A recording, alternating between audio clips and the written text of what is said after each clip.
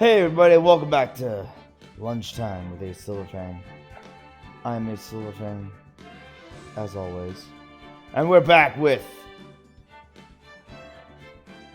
Ace Attorney Trilogy! So we're jumping into Phoenix Wright here. Last we left off, we're on the final day of investigations and maybe even the final day of trial, depending on how long the investigation takes me.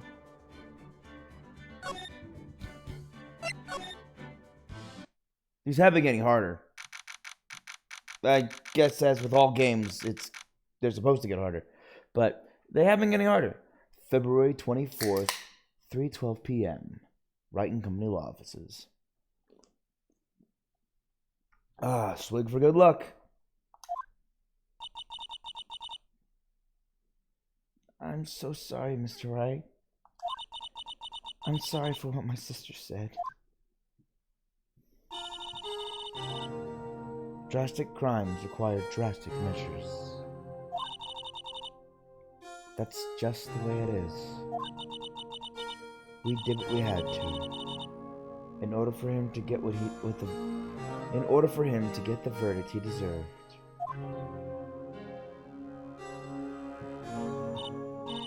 I didn't know. I never knew that the SL9 incident was just another name for the Joe Dark killings. Sounds like everyone's heard of about these killings but me. I don't pay attention to serial killings in the news. 2 years ago? Psh, too long ago.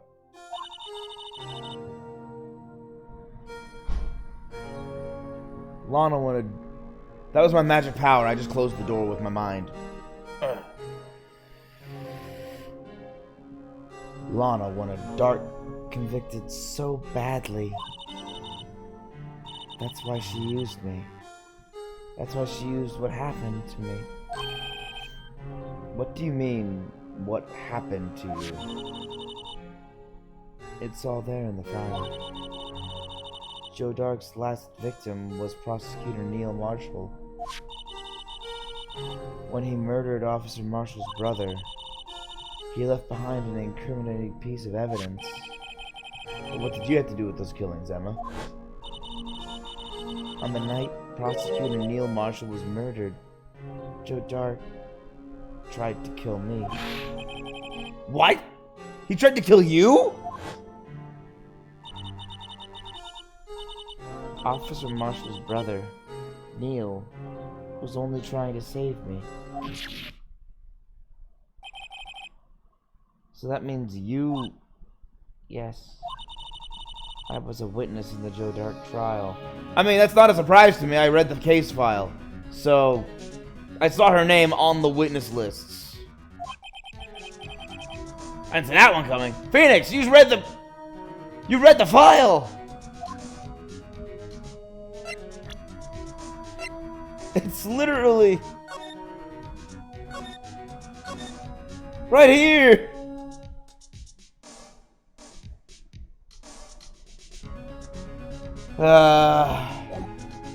Phoenix, why did you not read it? You said you were going to read it. Alright, let's talk. SL9 incident. It happened 2 years ago. It was right about this time of the year, too. There was a terrible thunderstorm that day. Unusual for the season. I was alone in my sister's office. We were planning to eat dinner together once she finished her work. Then suddenly,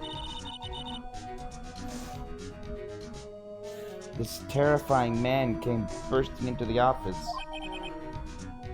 Joe Dark. It seemed like he was running from someone. He pulled out a knife and screamed at me. I didn't know what was going on. Just then, Prosecutor Marshall showed up. Jake Marshall's brother. Joe Dark tried to take me hostage.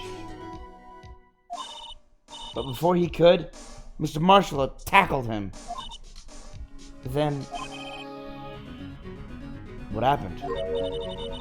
I'll never forget it. Lightning struck and the lights went out. Suddenly, a bolt of lightning flashed outside the window, lighting up the office for an instant. What I saw then burned a permanent picture in my mind. I can still see it now. A permanent picture? After the incident, I don't remember the moment when Dark stabbed Mr. Marshall. So you weren't able to testify about that? No. I was only asked about when I was attacked. That must be why Lana... But she made up the crime. Made it up? You mean provide a bogus evidence? The prosecutor's office wanted that guilty verdict so badly. Lana forged the evidence and Mr. Edgeworth used it. Edgeworth? Yes. But I'm sure he didn't know anything about it. He couldn't have known he was being given false evidence. Even so, that's when it all started. The rumors about Mr. Edgeworth, I mean, it's all my fault. If I could have just testified properly, none of this would have happened. So it's true, even though he may not have known it. Edgeworth really was involved in falsifying evidence. After that case ended, Lana was never the same.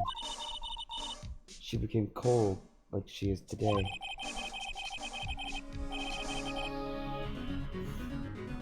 She must not have been able to face up to what she did, especially not to Emma. What did you see in the instant that crime occurred?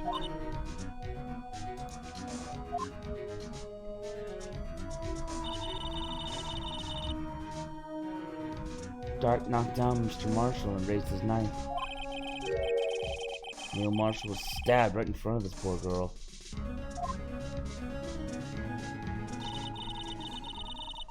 I don't remember what happened after that. Apparently I passed out.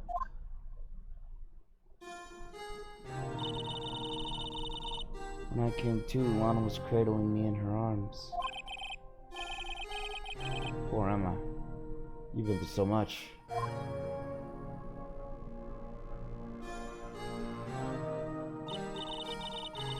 I couldn't bring myself to testify about that instant. I tried, but the words just wouldn't come out. I drew a picture, but it wasn't any good. 2 years ago, you must have been 14. That's understandable.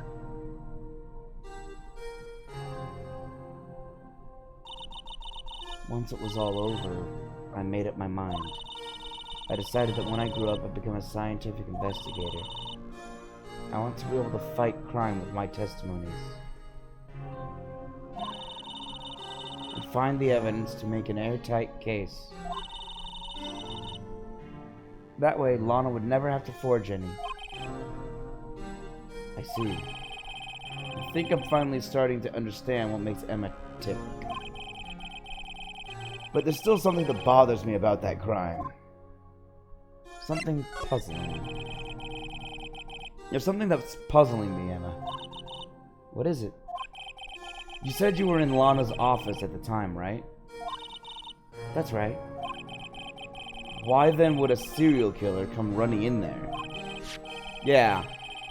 Not only that, but he was being chased by a prosecutor. Oh, there's no mystery there. Joe Dark had been taking him for questioning that day. Taking him for questioning? You mean by the police? Of course. This happened This happened at the police department. He tried to run away halfway through the interview, and fled into my sister's office. But why did he run all the way over to your sister's office? Because the detective offices and the questioning room Or right across from the elevator. She was a detective? From the elevator? But Lana was the chief prosecutor, wasn't she? No, silly. Didn't I tell you? 2 years ago, Lana was a detective. She was the best in the entire force. What? This is news to me. After the Joe Dart case, she was transferred to the prosecutor's office and made chief prosecutor. Lana used to be a detective? Do detectives usually become chief prosecutors?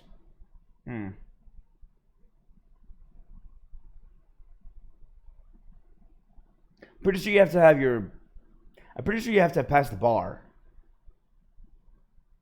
I don't think you just become a prosecutor. I better have another talk with her.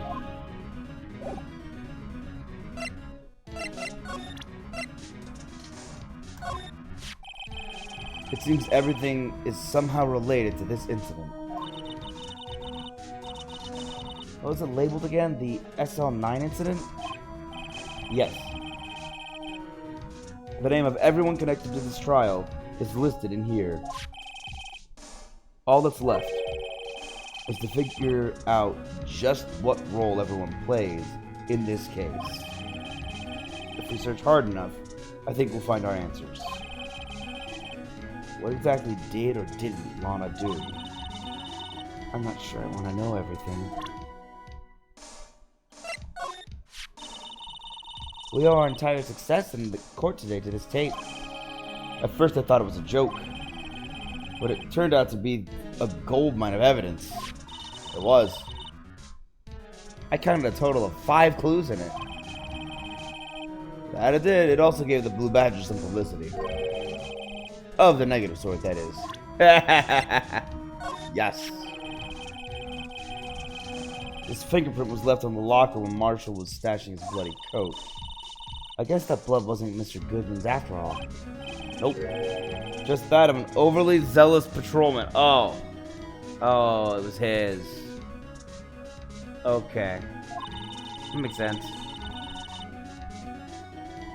Oh, yeah, okay, I see, yeah, because he grabbed Marshall and Marshall put the code in the locker. Got it. So there wasn't a murder at the police department at 5:15 in the end. I wonder what's going to happen to Officer Marshall now.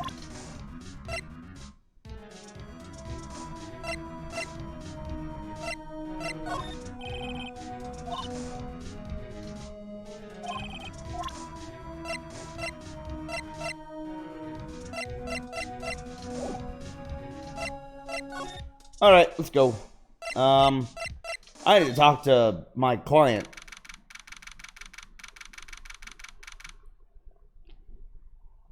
February 24th, Detention Center Visitors Room. Lana! Mr. Wright, it seems I keep causing you trouble. Falsifying evidence. I didn't think you were the type. Criminals don't mind playing foul. Why should we? Because we're not criminals! But Lana, if you're wrong, an innocent person might be found guilty. Believe me, I understand the risks. Lana, Emma told me about you.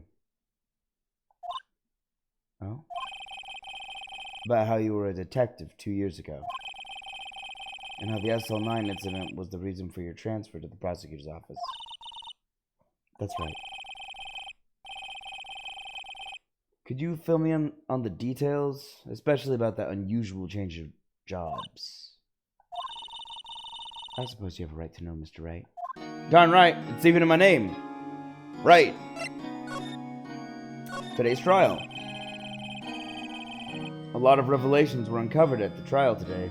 Not the least of which was the fact that this case is largely connected to another one 2 years ago. Evidence from that case was stolen as well, though I expected as much.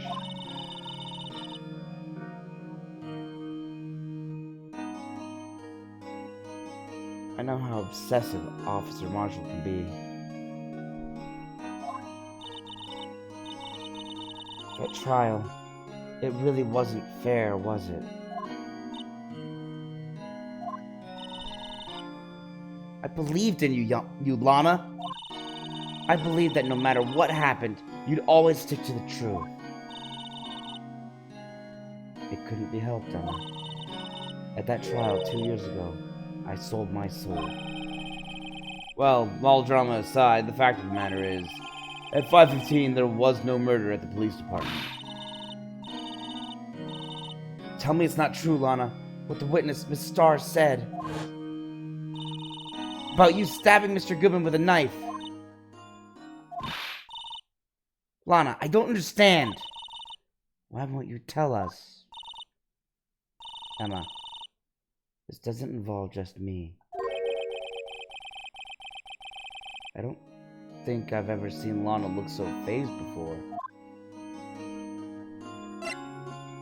Detective Lana Scott. It's true. I was a member of the police force 2 years ago. She was amazing. They still talk about all the cases she and Chief Gant cracked together. Chief Gant? He was the deputy chief of police back then. But he still worked the crime scenes. Damon Gant. He was everything I aspired to be. They were the best team ever! They solved crimes before the reports could even be filed! Emma really idolizes her big sister. But now you're chief prosecutor. What happened? I always planned on becoming a prosecutor. The reason okay, so that's why she had the bar pass then. The reason I became a detective was to get experience investigating crime scenes. So you could use that experience in court, right? Gant's help in the SL9 case was crucial to its resolution. After that, he became chief of police and arranged my transfer to the prosecutor's office. Maybe I should ask more about this investigation of theirs 2 years ago. So you went to become a detective to learn how to investigate crime scenes and get evidence, and in the end only learned to fake evidence. I don't feel you learned what you should have learned. 2 years ago, I was second in command of the detectives investigating Dark. Second in command? That means the investigation lead was Damon Gant, right? Yes. Deputy Chief Gant and I shared the same office and the same investigations. They even had the same office? Wow. Well, I guess she was only going to be temporary anyway. We led the team of the best detectives on the force. Detective Goodman, whose case it was, Jake Marshall and Angel Starr. It was the first time Marshall worked with his brother. He was quite gung-ho. Without a doubt, Joe Dark was the serial killer. We asked him to come in for questioning. We were desperate for evidence. That was when his final murder took place, when he tried to murder Emma. Prosecutor Marshall was trying to save me from Dark.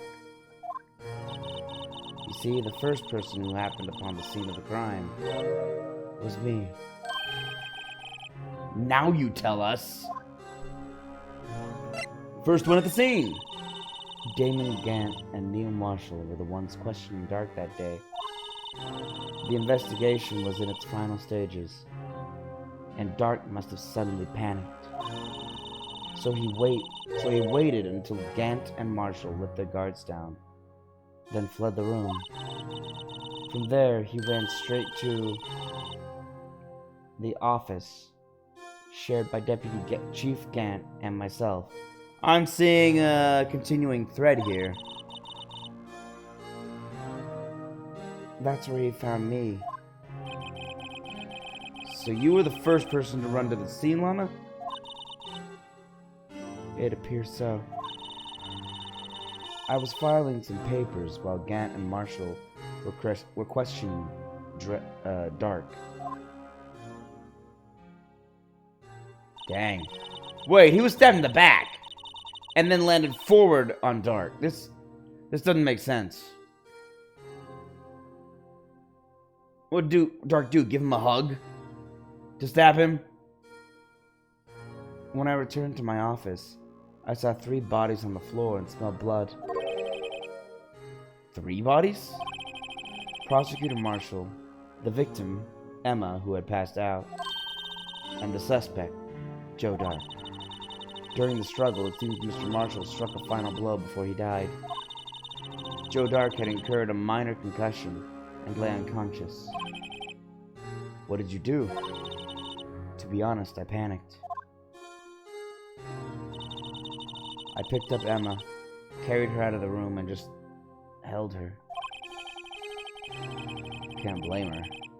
After all her sister must have gone through. After that, I placed Dark under immediate arrest. Let me get this straight. You were all involved in the SL9 incident? That's right. Quite a coincidence, I don't buy it. What are you saying? There's no way everyone involved in this trial was also involved in that incident. Just by chance. But that case was solved 2 years ago. At least one person went to extremes because they didn't believe it was truly solved. Officer Marshall. Yes, his actions came as a surprise to me as well. Ever since his brother died, he's changed completely. I guess he wasn't convinced with the ruling against Joe Dark. Life doesn't end with the closing of a case. Everyone has to live the rest of their lives with their memories. That case just might not be over yet. Emma was assaulted by Dark at the police department, right? Yes, in the office that Damon Gant and I shared. The office Mr. Gant now occupies by himself, the chief of police. Or the chief office. Maybe we should have a look at the chief's office, the site of the final SL9 murder. Oh yeah, music's getting intense now. Phoenix Wright's on the case, job, something like that. Attorneys. All right, fine. I won't show you my evidence. Oops. Well, she doesn't seem to want to look at the evidence, so fine. I won't show her the evidence. Moving on. I know they want me to go to the police department, but first I'm gonna go check out the prosecutor's office. Because something tells me they're not just gonna let me speak to Chief Gant. Hey there! Welcome back, Lightcore Elf.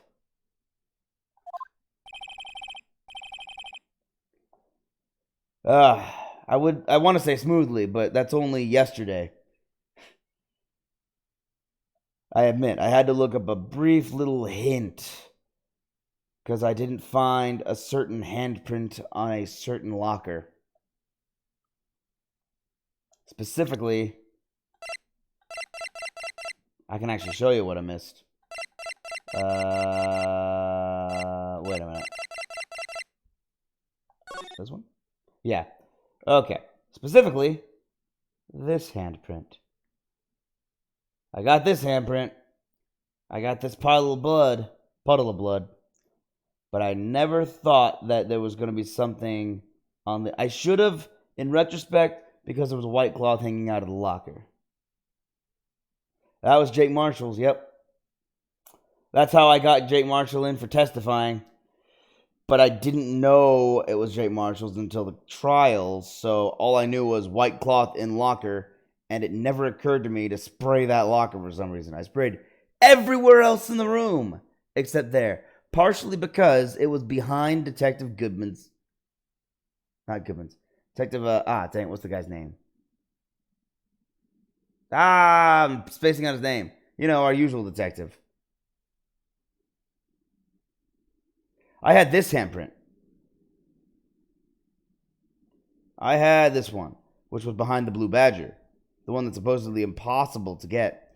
But this handprint, I didn't have. It was a partial handprint that let me actually prove Joe Marshall was there in the first place. Wow, I'm actually spacing on his name. But our usual detective is the guy I was talking to, and his head was actually blocking this locker. So I kept forgetting that there was actually a piece of cloth here in the first place.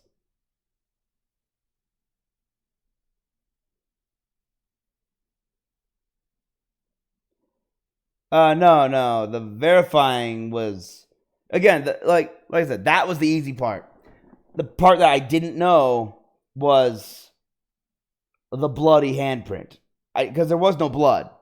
Or no visible blood. I had to spray the locker to find the blood. Nah, it's cool. Yeah, it's a very complicated situation. But I digress. We've made it to the third day of investigations. My client has confessed to tampering with evidence, basically, or providing false evidence or something.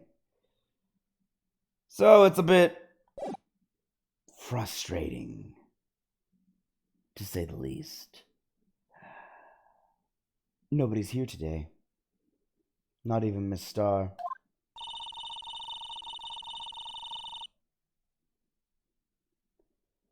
Yeah, it might have been that.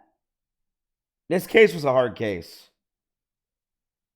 Everything else has gone smoothly. It's that one spot got me tripped up so much last week that yesterday I was like, that's it. I'm tired of going around trying to find it and not finding it. It's taking me forever. What am I missing? Handprint! I made sure not to look at anything else. So, I know we're on the right track now. Trial was intense. I did most of the trial with only one bar left, so I kept saving everywhere, hoping I'd get the right. I didn't have to restart too many times, but I got a few game overs. Everyone's probably busy looking into what exactly went down in the evidence room. That must be where the detectives are. But we proved in court today that on the day of the crime, no one was murdered in the evidence room at 5:15 p.m. Yeah, I thought we were finally making some headway in our case. But instead, it looks like we just ended up making Lana look even more guilty. Really? Alright, I'm curious, so I'll get there and see what part it is that gets everyone hung up on the case. Hang in there, Lana. I've got to find all the answers by tomorrow. Yeah, that's how this works. It's so easy to find all the answers in a single day. Well, okay. What we got? Ladder! Once again, it's the same stuff, because I don't know. I see what you're saying. Alright, I'll try and keep my eyes open, make sure I examine everything then. And I mean everything, even though I've already looked at this ladder.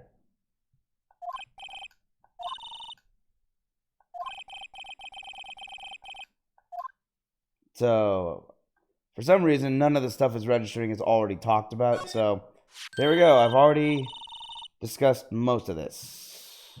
Here's the phone. Doesn't work. She's going to think she's deaf for some reason. And then I'll be like, no, you can hear me. You're not deaf.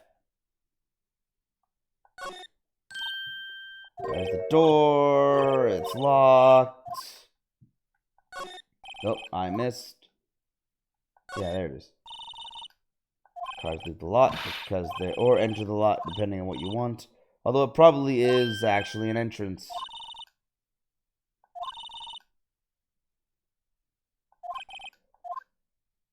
Something about Mr. Relativity. I've already had these conversations, so... here we go. So that's where Miss Star saw the incident from. You can probably see quite a lot from up there. That probably means she wasn't lying when she said she saw Miss Sky stab him. Where's the security guard anyway? That's a good question. Well, this is just something I heard. But apparently he went out to buy coffee for Miss Star. That woman is a force to be reckoned with. Yup. Especially with her having, what, like 13 boyfriends? I lost track of how many boyfriends she has. 3, 4, 5, 6, 7. Sorry, it might only be 7 or 8 boyfriends. I might have overestimated. So this is the... Oh, this is the comments on the divider because it's just a wall. Here's a fence. And then she's going to try and climb the fence. Emphasis on try.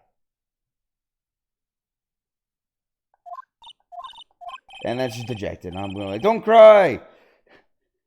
It's pretty easy to not succeed at climbing a 9-foot tall fence made of chain link. Red sports car. It's actually Edgeworth's. I don't think you're going to find anything new. This is the body outline.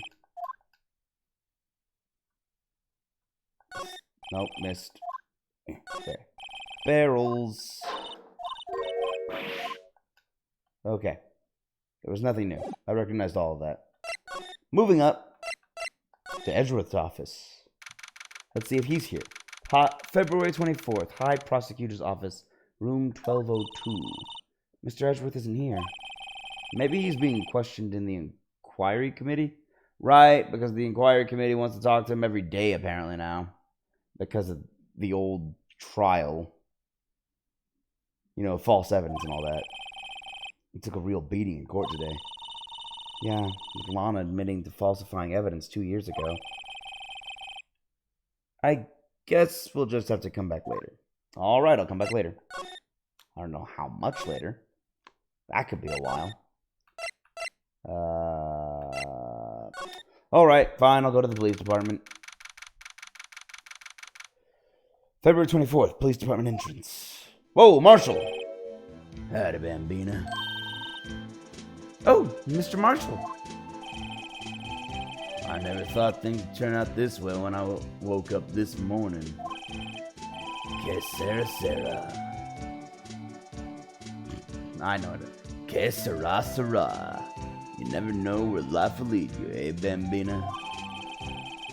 I should have known my luck would run out when old Billy dried up this morning. Billy? You're a cactus? Must be his pet cactus. Say, where are you headed? Just over to the prosecutor's office for a little interrogation. It's a voluntary appearance, but we all know I won't be coming back. Sorry, but you can't go in the evidence room today, partner. But, Mr. Marshall, why did you do it? Why do prosecutors head west? No, why do prospectors head west? If ever there was a case I needed to know the truth about, it was that one. Before you turn yourself in, Mr. Marshall, would you mind telling us exactly what happened? Looks like I won't be getting a steak lunch today. Oops, no, want to talk. The dark trial. Something was fishy about that trial from the beginning. It wasn't just me either. All the detectives thought so. What do you mean fishy? Some of the facts reported were inconsistent with the evidence we found. For example, the murder weapon. The murder weapon? You mean that switchblade knife with the broken tip? That was Joe Dark's, alright. But in the initial autopsy report, a question was raised. A question? The blade of the knife was not a perfect match with the wound the victim sustained. What does that mean? It means there is a good chance that knife was not the murder weapon. What? However, in the report that was finally submitted, that possibility had been erased. Oh. Okay. Bye, Lycor. Hope you come back. See you soon. Thanks for stopping in. Could the facts have been concealed with forged evidence?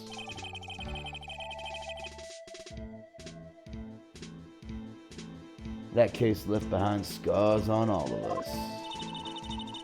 The scars that the SL9 incident left behind. Let's do scars since we're on the topic of scars. There was something going on behind the scenes in that case. We all knew that later. Every detective involved in that investigation, save one, was taken care of.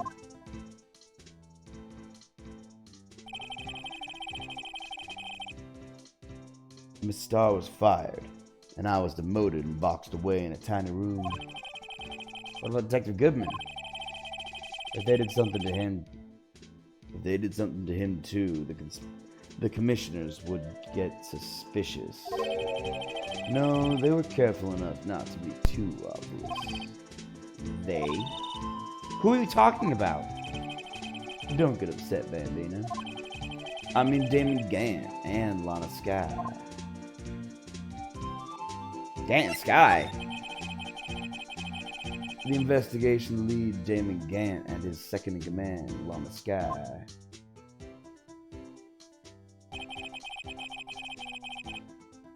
There wasn't a person on the force who hadn't heard of that duo. That case was the biggest step in both of their careers. After the case ended, Lana transferred to the prosecutor's office. Oh yeah. After the case ended, Lana transferred to the prosecutor's office, right? Yeah. Damon Gant, the new chief of police, arranged for that to happen. She's never been the same since she left. Everyone who knew her said so. Chief Prosecutor Skye was totally different when she was a detective. Now that he mentions it, Emma said something like that too. Tell me, what happened to my sister? Sorry, Bambina, but a secret is too well guarded. I never found out. Lana's secret. It all started 2 years ago. Prosecutor Marshall. I got the looks, but he got the brains. He was one of the best prosecutors around.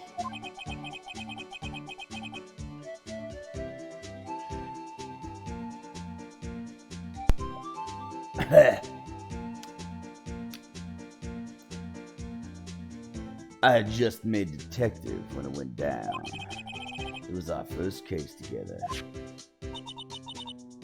How old was he? Your brother? He was 27 at the time. He was awarded the highest honor that very day. The highest honor? You mean the King of Prosecutors? I knew it. What are you looking at me like that for?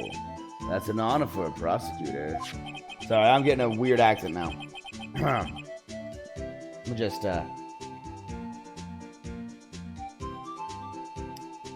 What are you looking at me like that for? It's an honor for a prosecutor. It's an honor for a prosecutor. Mr. Marshall must have really been close to with his brother. The day the SL9 incident took place, that wasn't the same day as... That's right. It was the day of the evidence transfer. Interesting. It was drizzling that morning. And by nightfall, there was thunder. I can't believe 2 years had gone by already.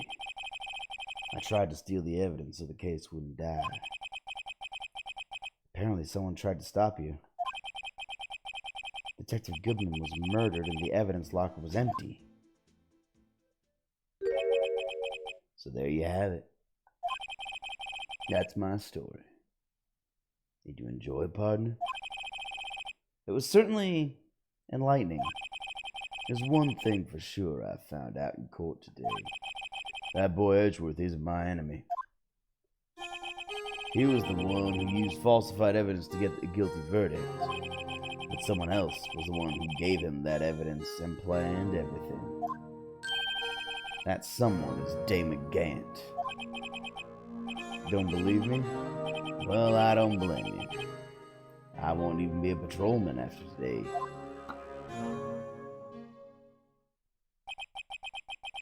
Too bad I won't be around to work with you when you become a real scientific investigator.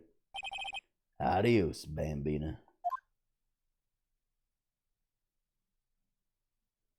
Later, Marshal. There's the badger. The little badger is still writhing around today. Ah, yes. Still disturbing. Let's give him the benefit of the doubt and say he's dancing. Speaking of dancing, the whole police department has been dancing about like crazy since the other day. Can I take out his batteries? I just can't help but feel he's gonna do something naughty. Well, here, Detective, oh, dang it. Gumshoe! There it is, I finally got the name. Detective Gumshoe did say when he made it, it has no switch and no batteries. Wait, no, it has batteries. Wait a minute. Yes, please take out his batteries. It's the only way to stop it. The usual wanted posters are hanging up on the bulletin board here. Do you know this face? If you do, dial 911. You know, Mr. Wright, I always thought it was kind of funny. I've never seen anyone who looked like the people in these posters. They hardly even look human. He has a point. Gotta get better wanted posters. Or missing people posters. Look, the patrolman is saluting the other guy. He must be a detective. So I cuffed the lout, right? And you know what he says? What are you, a moron? I'm an undercover agent. Oh man, I hate it when that happens. I guess he wasn't saluting, he was just listening to how his friend messed up. Yeah. They make a good pair. Sure? What do you mean? What? Sure, they're good friends. Shooting the breeze, you know? Makes a good pair. It's a weird thing to say, and he says it every time. It's very weird. No matter how different the conversation, the detectives in there look pretty busy. Just imagine, right now, behind those doors, a police drama in action. Somehow the thought fails to excite me. All it means is more work for me. No, they are not painted that way because of pandas or zebras.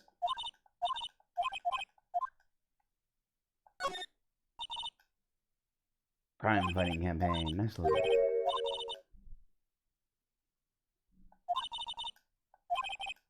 Oh yeah, that's just... This is all useless. Oh, no, I missed.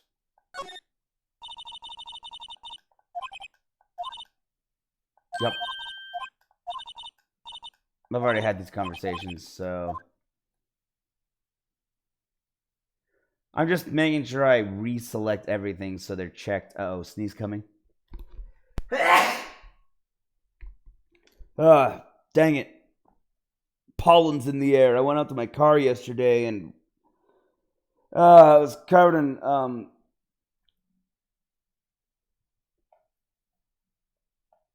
well, tree jizz.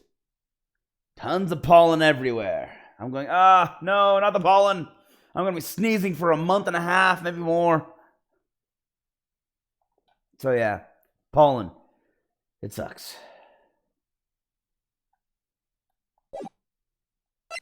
And there's nothing out here, so let's go into the Criminal Affairs Department.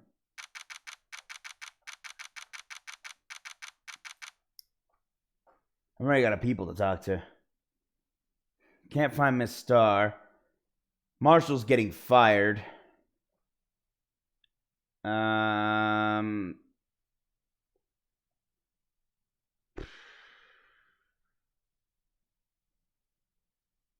Edgeworth's currently in an inquiry meeting. I've already talked with my client and my temporary assistant. Yeah, I'm out of people. February 21st, police station, criminal affairs department. This place is always pretty empty, but today it's deserted. That must mean everyone's busy solving crimes. Oh, if you're looking for the others, they're all in the conference room.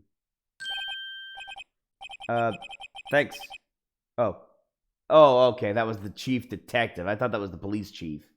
It just said chief. Thanks. Wow, he actually talked to us. With the chief prosecutor saying what she did and the decision about what to do about Mr. Edgeworth, not to mention our statement to the media in tomorrow's trial, there's more chaos going on than Thanksgiving and Christmas put together. That's pretty chaotic. I think festive is the word usually used for those. Sir, we'd like to have a look around Chief Gant's office. Just use the connecting hallway to the other building and take the elevator to the top floor. Really? You mean it's okay for us to go in there? I mean, we aren't police officers or anything. Hey, you're right. You can't go in there. It's off limits. Now I see where Detective Gumshoe gets his unique charm. Well, what are we waiting for? Let's head to the chief's office. We were just told we can't go in there. We're gonna go in anyway. All right.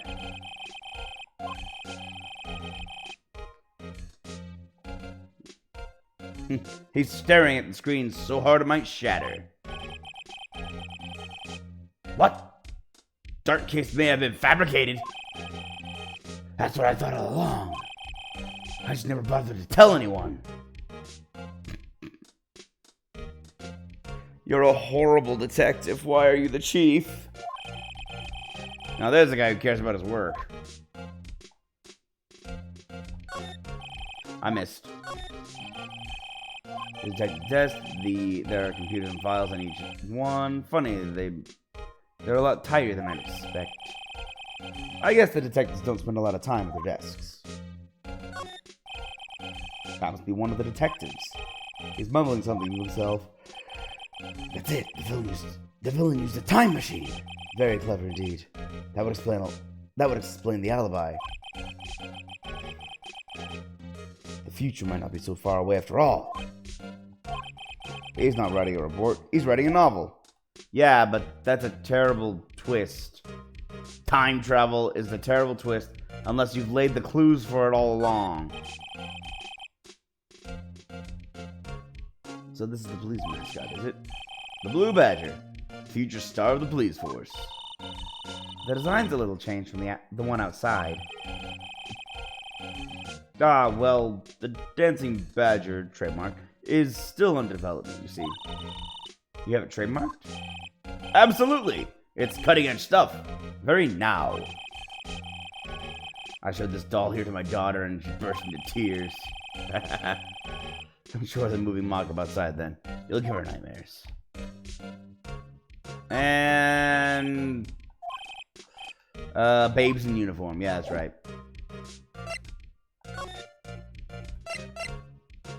Alright. Chief's office. Holy cow, he has an organ? What kind of office is this? Yes, and I want my pipe organ to be right center of my office.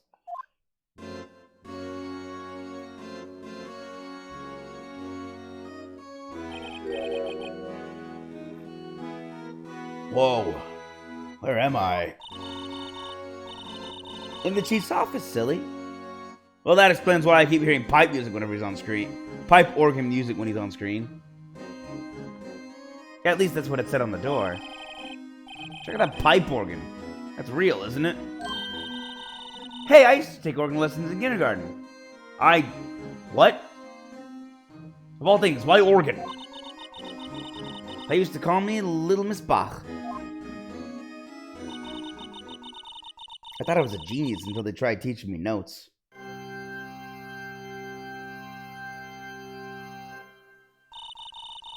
I never could remember where C was.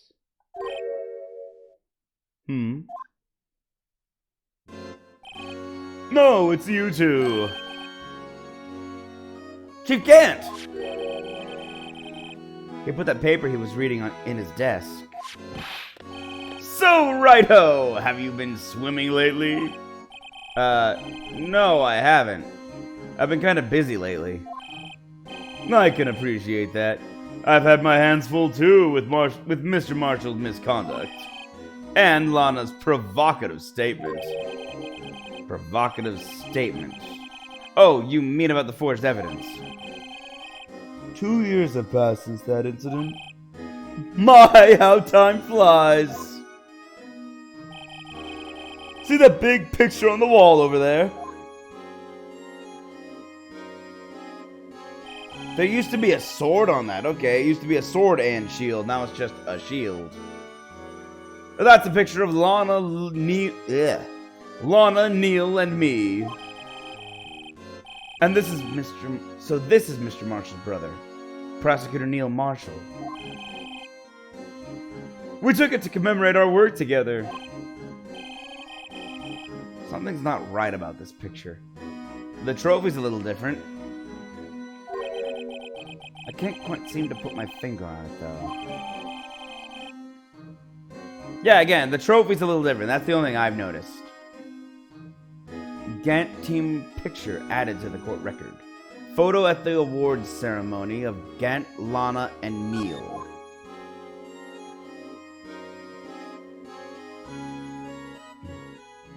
Yes? Anyway, I'd like to reminisce all day, but there are matters that need my attention. I'm going to lock up here, so let's go out together. Oh. But this office, it was a crime scene 2 years ago, wasn't it? That case has long since been over. There's no need to investigate it anymore. All the same, we'd still like to have a look around. Perhaps you didn't hear me. I said there's no need to investigate it anymore. Oh.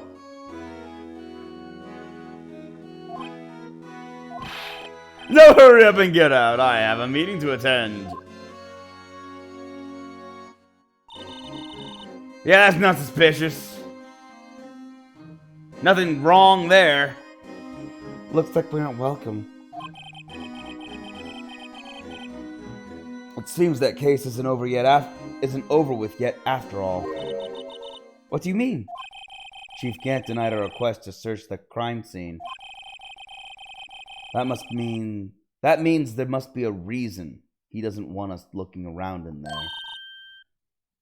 You mean like a clue? There's got to be a way we can get inside the chief's office. All right.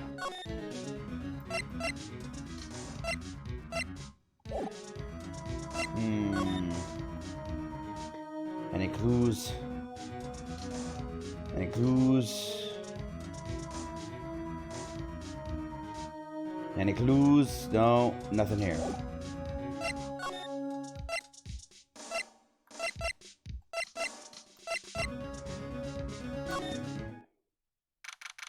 Yep, I thought so. Back here. February 24th, Police Station, Criminal Affairs Department. Hey, Gumshoe! Hey, pal. Detective Gumshoe! Aren't you supposed to be in a meeting? I'm, just taking a breather. My feet hurt. From sitting so long? Actually, from serving everyone coffee. Sounds like Detective Gumshoe's still out of the loop. Say, have either of you seen Mr. Edgeworth? Edgeworth? No, why do you ask? He's under fire from both the police department and the prosecutor's office. It's almost like the battles between you two in court. That sounds serious. Is it because of what my sister said? That's basically what it all boils down to. That falsified evidence 2 years ago. Now Mr. Edgeworth has the whole world after his blood. Yikes. He didn't know! Alright, Edgeworth's crisis. But why would Edgeworth be blamed? It's not like he knew the evidence was forged. Exactly. Lana Skye is the guilty party here, isn't she? Regardless, a prosecutor is responsible for the evidence they present in court. Not only that, but as you know, there have been a lot of rumors going around about Mr. Edgeworth. His amazing talent as a prosecutor has kept him safe from those who don't like him. But now with this, are there really so many people who hate him? In our world, only those who with talent rise to the top. Mr. Edgeworth not only has that, but he's young. There's no better recipe I know of for making enemies. Hey, Dick, keep up the good work. Yes, sir. Let's go out for lunch again sometime. My treat. Yes, sir. You gotta take me back to that joint sometime, okay, Dick? Yes, sir. It seems you don't have any problems with it. It seems you don't have any problems with enemies. Yeah, well, I'm careful not to stick out. Anyway, I'm a bit worried about him. Under all this pressure, I'm afraid Mr. Edgeworth just might crack. Oh, dang. Already? Really? Ah. Okay, 1 second, everybody. I'll be right back. I'm just gonna grab a cheese stick or two.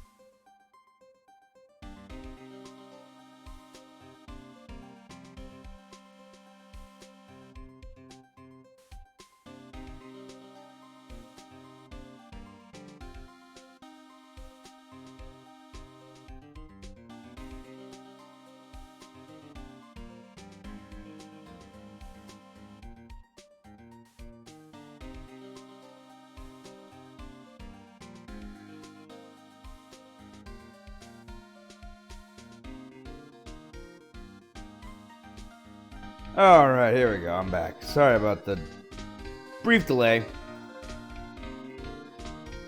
Ugh, I just can't think or focus during those hunger pains, and in a game that requires you to have all your thought processes and focus available, that's not a good situation to be in. SL9 incident. Actually, I took a look at the file earlier, while the coffee was brewing. He seems genuinely concerned for Edgeworth. Well, did you find out anything? The only evidence Dark left behind. Let's see, I wonder if I can get a gruffer voice. The only evidence Dark left behind. Dang, I can't do it. I can't do gruff, apparently. I need to practice. The only evidence Dark left behind was during the final attack. His final attack? You mean when he killed Prosecutor Marshall, who was trying to protect some girl? Me. It seems Detective Gumshoe never realized Emma was the girl. That's when he left the most incriminating evidence of all. Well, what was it? Oh, let's see. I think it had something to do with the murder weapon. Oh, I forget. Look, it's all written here somewhere, okay? His powers of recollection never fail to impress. Maybe we should show him the murder weapon. It might jog his memory. Sure, but I'm gonna ask about Dark's crimes first. Joe Dark was 42 at the time of the crime. He was just your run-of-the-mill businessman. A businessman? What made him take to serial killing? One day on his way home from work, he hit someone with his car. With his car? So, it was an accident? An accident, yes. But it transformed him into an animal. An animal? He killed a man that witnessed the accident. Wait, I can't read that fast. Then there were two bodies. Jarg came upon the scene and was killed as well. Finally, he turned himself in. Seems he was a pretty careless animal. Of course, this is all conjecture. There wasn't a single shred of evidence. So he turned himself in. Yes, but in the middle of his questioning, he fled and murdered his final victim. Prosecutor Marshall. That crime was witnessed by someone too, but luckily, Dark was arrested on the spot. It's a good thing that last witness wasn't killed. That last witness. AKA Emma.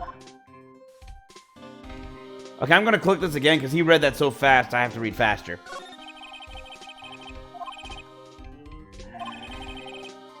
Hit someone. His car, so an accident. An accident, yes, but it transformed him into an animal. He killed the man that witnessed the accident, then he killed the lady who saw the second crime. A kid walked by just then, so he killed him too. Then when he was burying the bodies, a jogger came upon the scene and was killed as well. Finally, he turned himself in. Okay, so he killed 4 people. One of them a child. Then he killed a 5th person. So, okay, I can see serial killing. He killed 5 people. Jeez. All in the span of a day, it sounds like.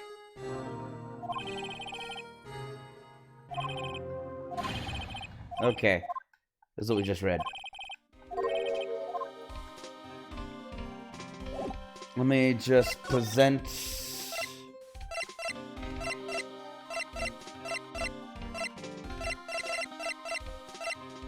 Alright. I thought I might have something to say about that, because it's the King of Prosecutors Reward. Nah? Okay, fine. You don't know anything about it. Oops.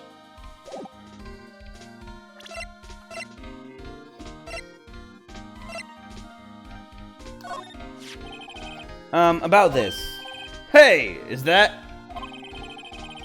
It has a tag attached to it with the label SL9 Incident on it. I believe this would be the broken murder weapon you were speaking of. What are you doing with that? Ever since that case was closed, that knife's been locked away in a locker. On the day Detective Goodman was murdered, this suddenly disappeared from the locker and was found in Mr. Edgeworth's car muffler. That's it! Now I remember what that incriminating piece of evidence was. When you showed me that knife, it all came back to me. Well, what is it, Detective? Quick, before you forget again.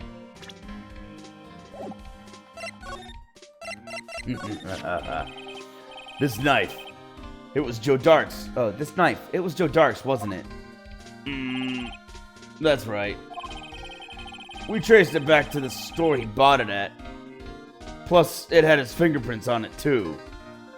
Which is interesting because in America, at least, switchblade knives are absolutely illegal. Well, let me be more specific. Spring-loaded switchblade knives are absolutely legal.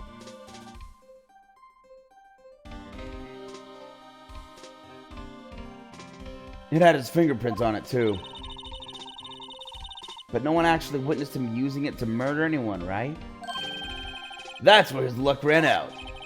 When you take a good look at the knife, you'll see it's broken. You don't have to take a good look to notice that. Yeah, well, anyway. Take a guess where the broken off tip of the knife was found. That's what did him in. Where was it? The victim, Neil Marshall, was carrying it inside his own body. It was found deep inside the stab wound. Did it match Dark's knife? You bet! Down to the last fiber.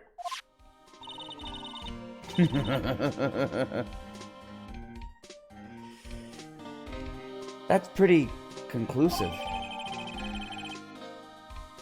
Stabbed in the back, died from a punctured heart and lung. A knife tip was in the wound. Okay. The broken tip was found in the victim's body, belonged to murderer Joe Dark. Well, there you have it, in a nutshell. That's all I know. Can I ask you one more thing? What is it? If it's money you need, you should ask the chief. You should ask Chief Gant. It's not money, but it does concern the chief. His office is a crime scene, right? It's where Prosecutor Neil Marshall was murdered. The chief's out now, and his office is locked. But we'd like to have a look around if that's okay. Well, any detective's ID card can unlock the door. What? Really? But if I let a civilian in there, I'd be charged with a breach of trust. Breach of trust? Simply put, I'd be canned. Oh. Sorry, pal. I don't plan on getting fired because of you. How about this ID card? It was Detective Goodman's. That won't work either. The data was deleted the day he died. Oh. Okay, so in other words, Gumshoe is our only chance of getting into that office.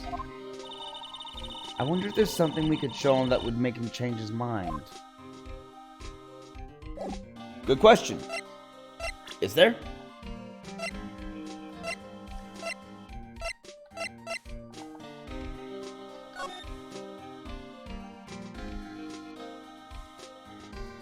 Yeah, where's the sword? There used to be a sword as a part of this, apparently.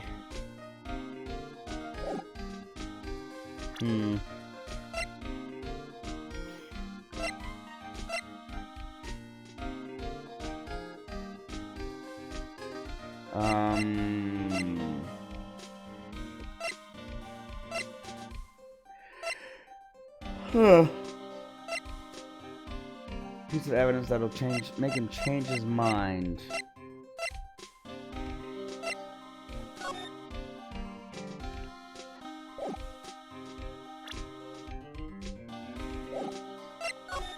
I forgot I have to actually be on the presentation tab.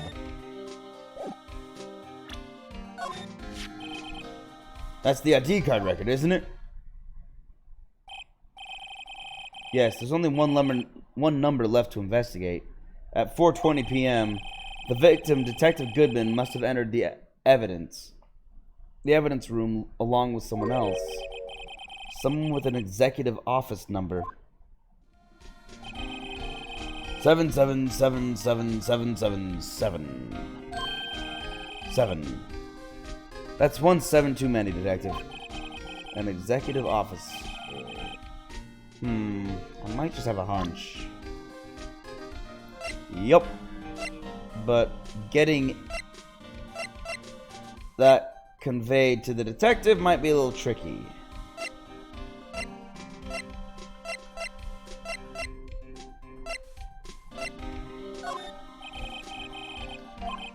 Okay, you don't do that.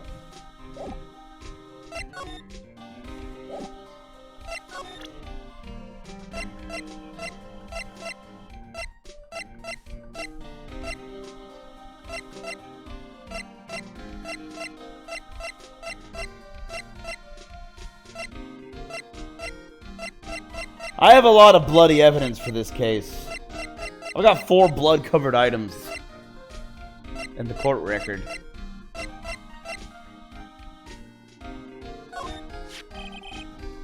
This guy almost made us lose this guy almost made us lose the case today. What are you talking about? He was guarding the blood stain on the evidence locker with his life. That's more than you can say about most officers nowadays. It would have saved us a lot of trouble if he hadn't guarded it so well. I have to admit, he's right though. Thanks to the Blue Badger, we were able to prove another possibility today. The possibility that another murder took place prior to 5:15 p.m. But now...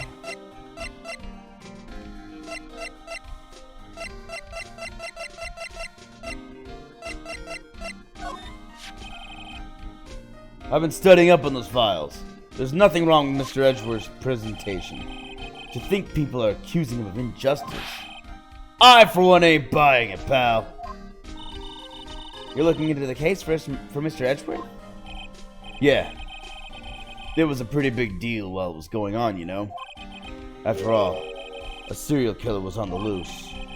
But Lana was pretty clear in her confession.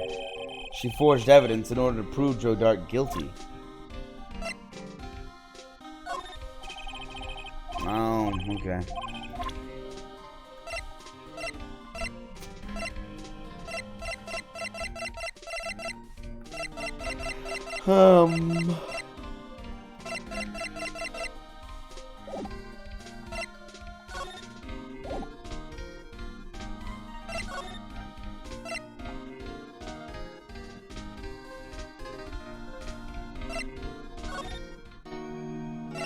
Nope. Nope. Aha! Here we go. February 24th, High Prosecutor's Office, room 1202. I wonder if Edgeworth is back yet. There he is. It looks like he's writing something. What are you doing here? He sure was quick to throw the paper on the floor.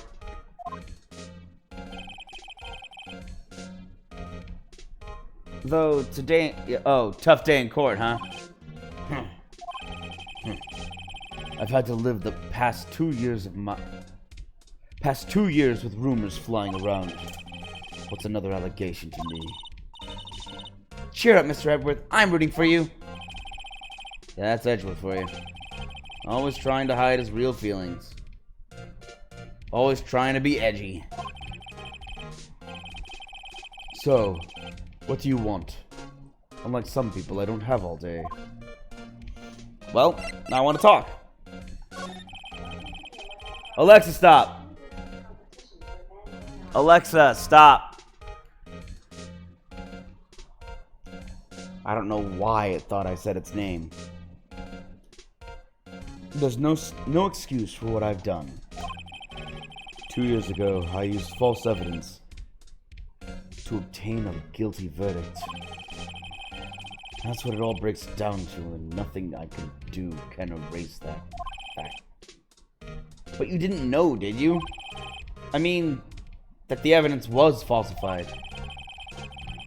The police department and the prosecutor's office share a bond of trust. If that bond is broken, we stand to lose everything. The police department's error is my error. My responsibility as the prosecutor in charge. That fact remains the same no matter what excuses I might have. Mr. Edgeworth, I take pride in my work. So tell me why. Why has it all come to this? Even Edgeworth can't keep this kind of emotion bottled up. Tomorrow's trial. Are you up for the trial tomorrow? First last year's trial and now this one. It seems all you do is worry about me. To be honest, you're getting on my nerves. But Mr. Edgeworth, you can't just walk out on the trial. Tomorrow is the last day. It's too late to change prosecutors. I'll bet that's what my superiors are banking on. I never thought that case would come back to haunt me like this. It's the same piece of paper. What do you mean? The list of evidence. It seems too short. Most lists run twice as long. It's only half as long as most lists? That is odd. After Neil Marshall was murdered, I became prosecutor for that case. I may not have been part of the investigation, but I knew what I had to do. Use the evidence I was given to prove the suspect guilty. That was really the only thing on my mind at the time. Say, we just saw a picture taken around that time. That picture. Something seems strange about it. Okay, they want me to do the picture, so I'll do the picture first. This picture was hanging on the wall in Chief Gant's office. Prosecutor Neil Marshall, he had just started making a name. Oh yeah, Prosecutor Neil Marshall. He had just started making a name for himself. Looks like this was taken when he received the King of Prosecutors trophy. Speaking of that, there's something that bothers me. Yes? The trophy Mr. Marshall is holding is a little different than yours. Yes, you're right. Ah, I remember now. Remember what? That was what the official prosecutor's trophy looked like until 2 years ago. There's a story behind its design. A story? Sounds interesting. Would you mind telling it to us? It's simple, really. Contradiction. That's what the award's based on. Ah. So what happened to the sword?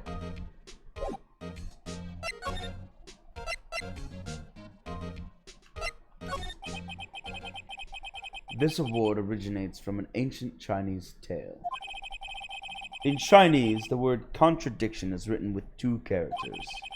The first means halberd, and the second means shield. Have you heard this story? Me? Oh, sure. Everyone knows that. Why do you tell it, though? For, Emma's sake. Very well. Because I don't know it. I doubt Phoenix knows it. Long ago, in the kingdom of Chu, there was an arms merchant. One day, he presented the king with 2 items. The first was a halberd he claimed could slice through any shield or armor.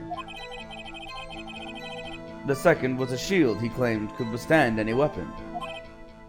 Yeah, already I see it. Wait a minute. Objection!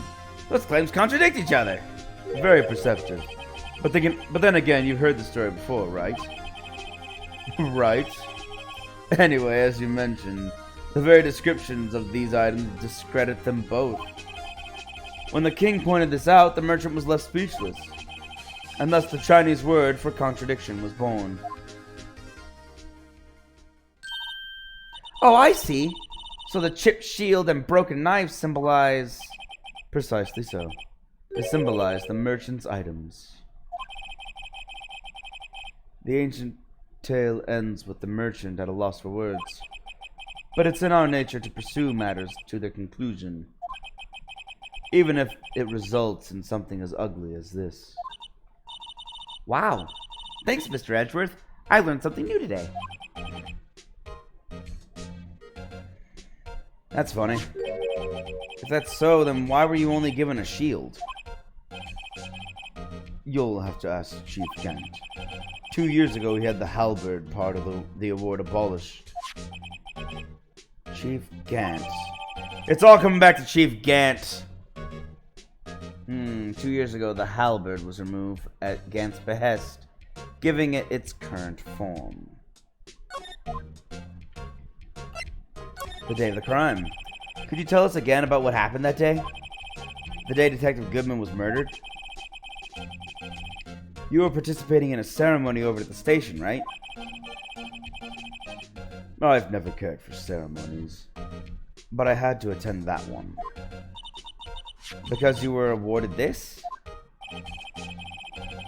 Those receiving awards can't exactly skip out on the ceremony.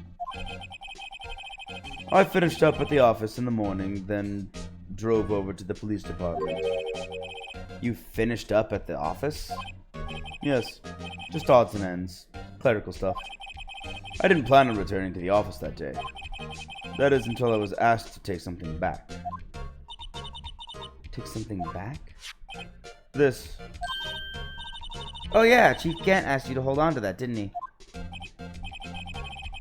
Yes, it was a piece of evidence in a case that was closed half a year ago. I remember that case. It was my first real case. Mia's murder.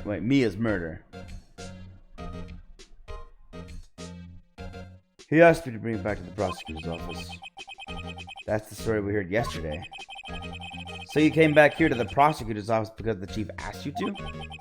That's right.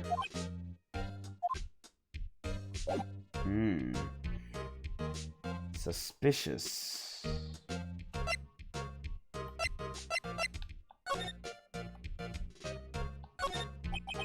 I wonder what he was writing before. Come on, Mr. Wright. Let's take a look. Are you crazy? Edward's sitting right there. Let's distract him. I'll check it out. Hey, Edgeworth! Is that Detective Gumshoe out the window there? Oh no! He's falling to the ground! Hold on. First, let me see what this girl's doing crawling around at my feet. He didn't even look. What? Letter of... If you're having trouble reading, I'll read it for you. It says letter of resignation.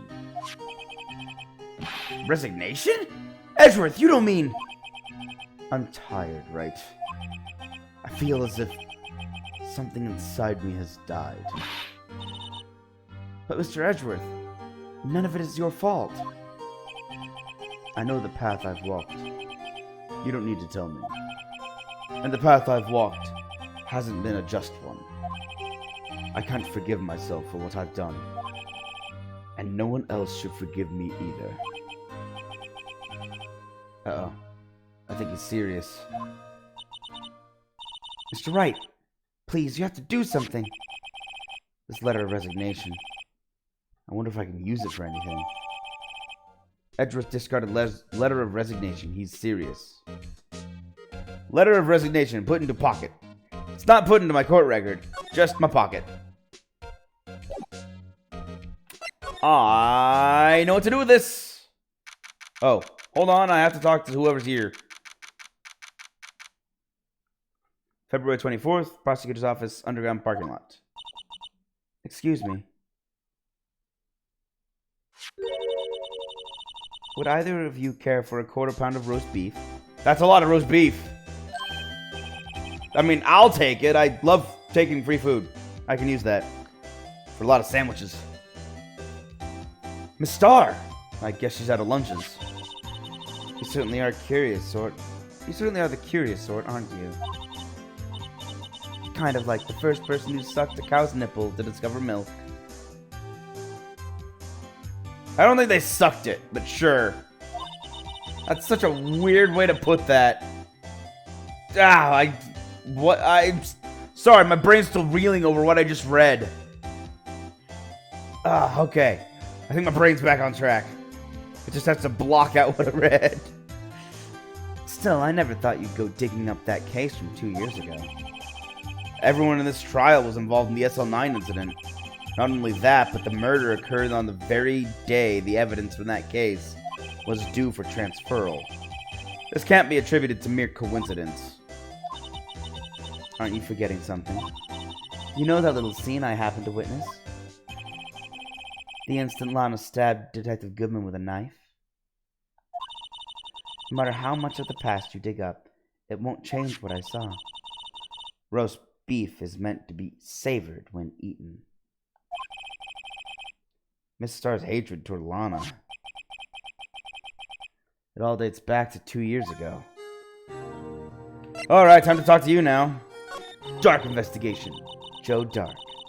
That's a name I'll not forget too soon. We trailed him for half a year. Oh, the pressure. Still, I don't think I was ever more alive than I was then. Those days were steamier than a bowl of hot gravy. Poor old Jake Marshall, though. Must have been going through hell. Even because of his brother's death? They were close, those two. After Neil died, something took over Jake. He became obsessed. Seeing Jake like that made her all the more desperate. Her? Lana Skye. My sister? The best of the best were put on that SL9 case. Of course they were led by that legendary duo. Lana and Chief Gant. Legendary duo. Damon Gant and Lana Skye. Gant led the investigation, with Lana second in command. They were the best. They solved all kinds of cases together, didn't they? Damon Gant's magnetism in particular was almost unreal. His magnetism? By that I mean his ability to attract evidence. He produced the most incredible evidence in the cases he handled. Incredible evidence? You mean... Oh yes, there were rumors about him even back then. No one dared confront him though. I take it just talking about forged evidence. Back then, everyone looked up to Lana. All the detectives wanted to be like her. Really? Oh yes, myself included. I was a fool, really. She hated anything crooked and always watched out for the other detectives. That's why she was so concerned for Jake. Mr. Marshall. When Jake's brother was murdered, she felt as if she had lost her own brother. If it wasn't for her, I don't think Jake would have ever recovered from his shock. That's what makes it all the more infuriating. Miss Starr. That's why I'll never be able to forgive her. Why did she have to turn so cold after that?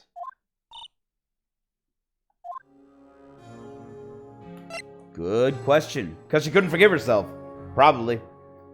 After the case was closed.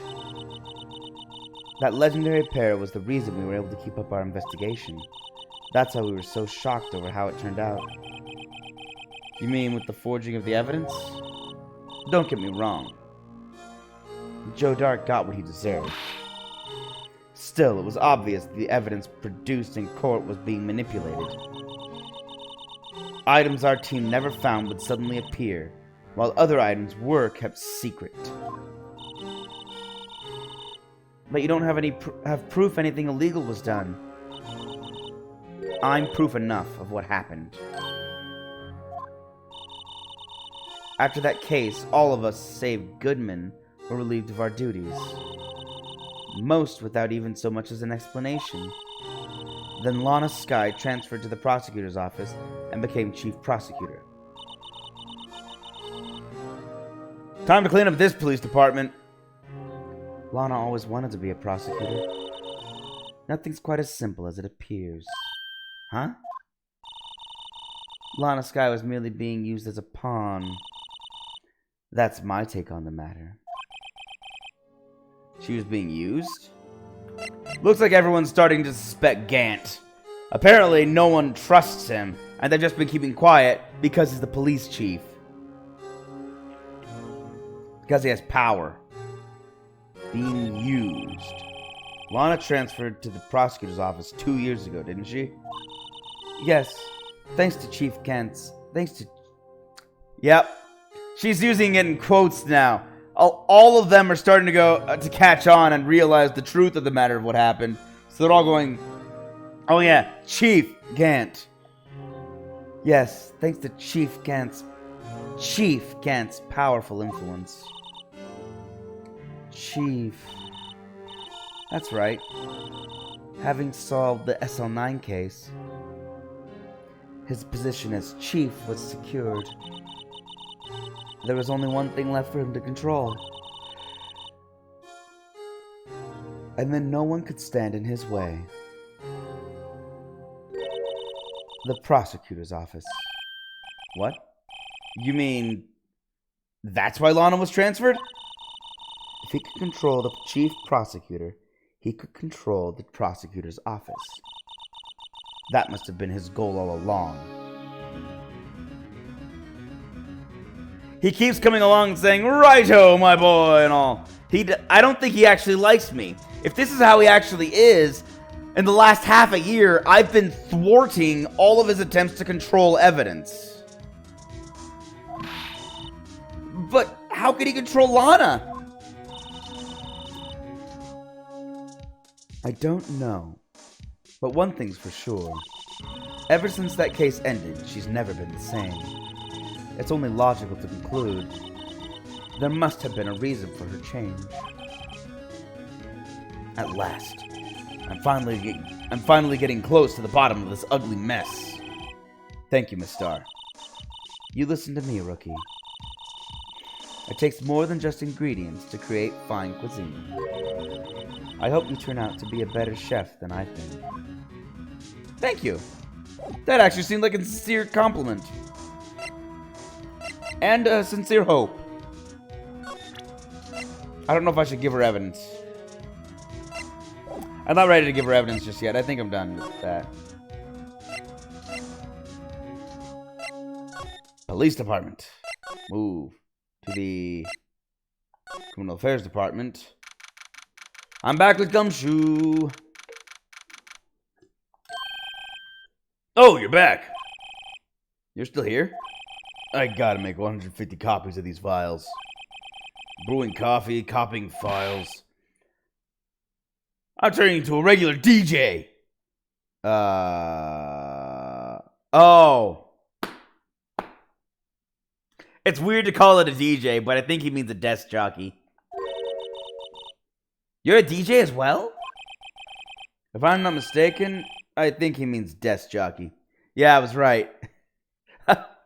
Which isn't far off. I mean, a disc jockey and a desk jockey. That's what DJ stands for, disc jockey. But he'd be a desk jockey. Oh, that DJ. I gotta admire your persistency. Yeah, I gotta admire your persistency, but my answer's still no. I'm not letting you in the chief's office, period. It'd be my neck on the line. That office is the last crime scene in our in the SL9 incident. I have to take a look in there. There's got to be something we can do to make the detective change his mind. There is. Present the thing in my pocket. I can't say evidence. It's not evidence. Oop, wait, gotta check it first. Ah, yes. Due to recent events, I hereby announce my resignation as public prosecutor. He really wrote a resignation letter. Wow. Even when resigning, Mr. Edgeworth is cool and concise. Still, it wasn't his fault. Someone has to be held responsible. That's how it is in the grown-up world.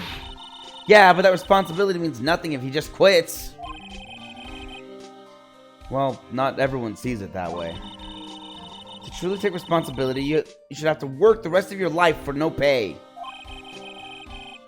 That's one tough grown-up world there. Wow. The rest of your life, for free, means good luck ever eating again, I guess. Here. What's this crumpled up piece of paper? No way! Mr. Edgeworth can't be serious! Is he ever not serious? I can't believe they pushed him this far! Mr. Edgeworth really feels responsible. When I first met him, I thought he was as cold as ice, too. But I know different now. He trusted us detectives to provide him with sound evidence.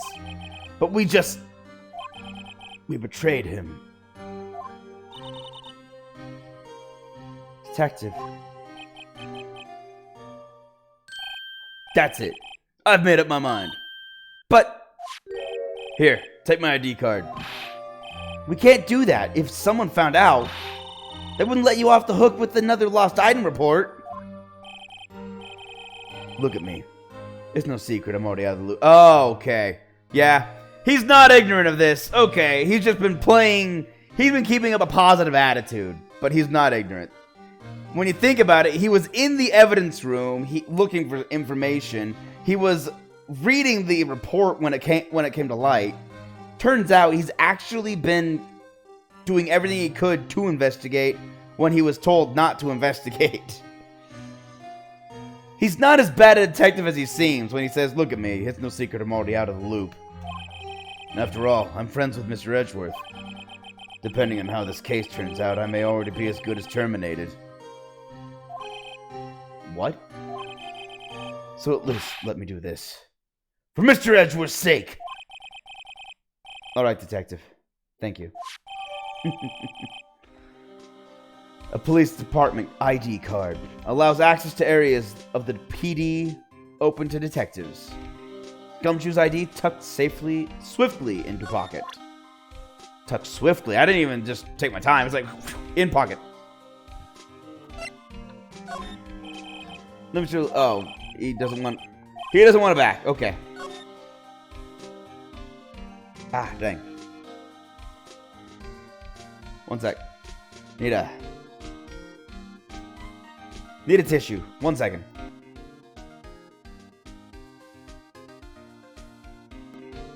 Okay, back. Sometimes it's best to just mute.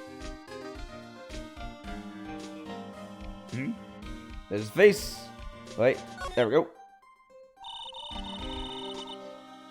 Detective Gumshoe isn't very photogenic, is he? Whatever you do, just don't say that to his face.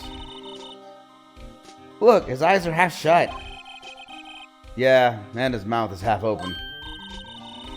Hey, each of his shirt buttons is off a notch. And he's got the narrow end of his tie in front.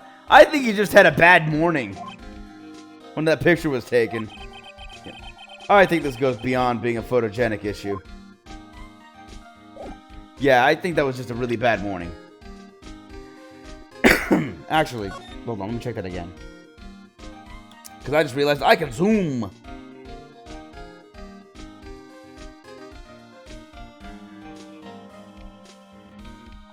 Okay.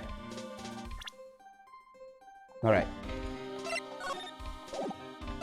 Move. Back to the chief's office, where we're going to be caught. I'm pretty confident of that. Save.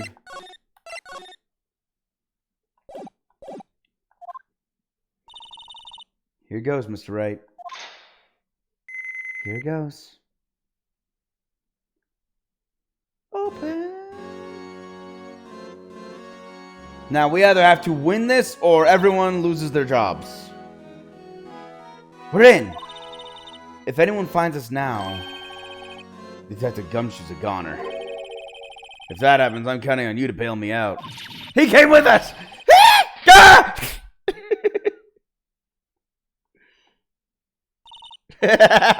Sorry, I thought you were a ghost. I didn't even know you could slap a ghost. Ah, Detective Gumshoe! What are you doing sneaking up on us like that? I wasn't sneaking. I was just worried something might go wrong. So I came too. If you're here, then what's the point of giving us your ID card? Gumshoe's ID.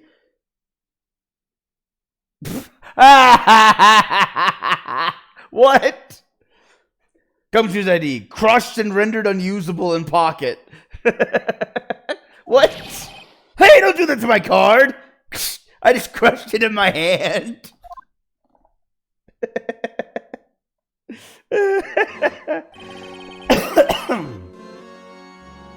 I hardly ever get a chance to come in here.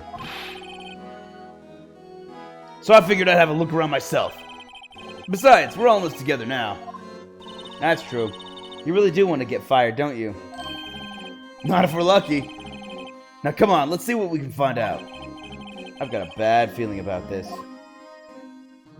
Only now? Hold on, he's here. We can talk. Let's talk. The chief's office. That desk on the other side of the room. Was that your sister's? Yes. That's where I was waiting for Lana. On that day 2 years ago. Is anyone using it now?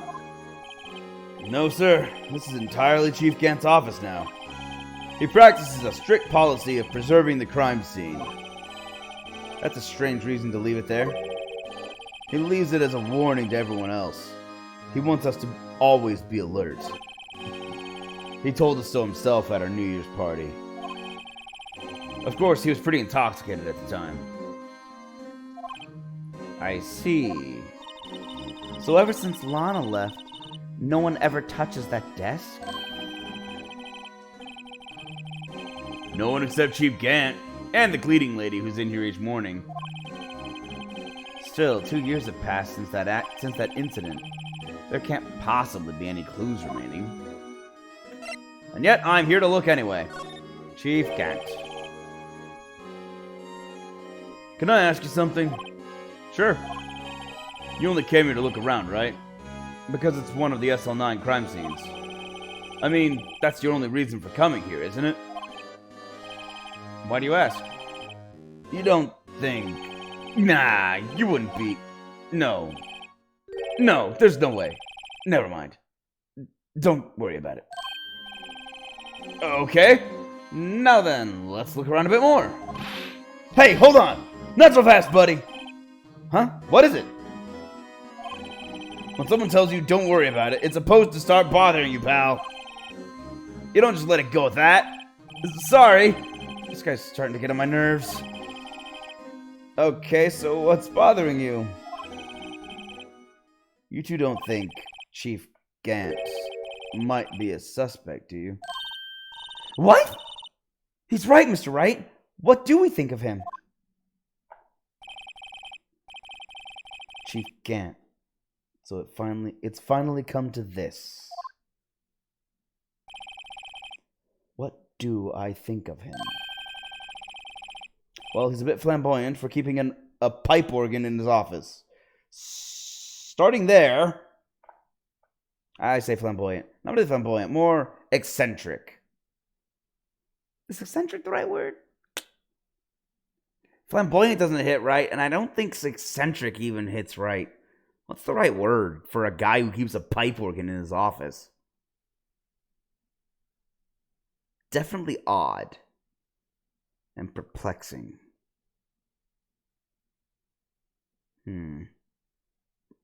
Certainly curious. I wouldn't say mysterious.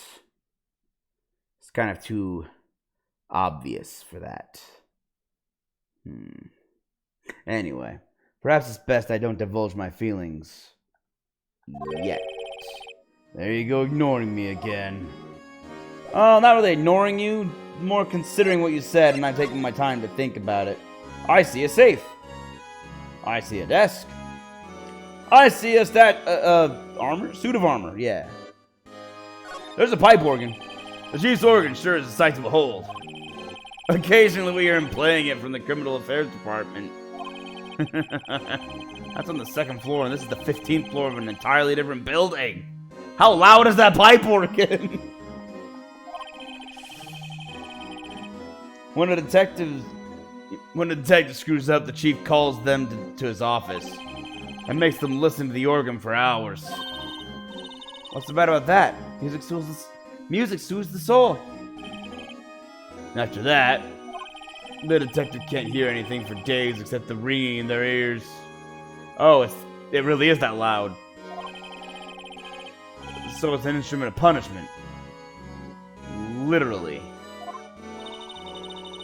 But aren't the chief's ears affected? He never listens to anyone anyway. That's beside the point. Is he deaf? Maybe that's why he doesn't listen to anyone. This is a safe, isn't it? Safe. That word is ripe with intrigue. Okay, if you say so. It looks like a code needs to be entered in this panel to open it. A 7-digit number.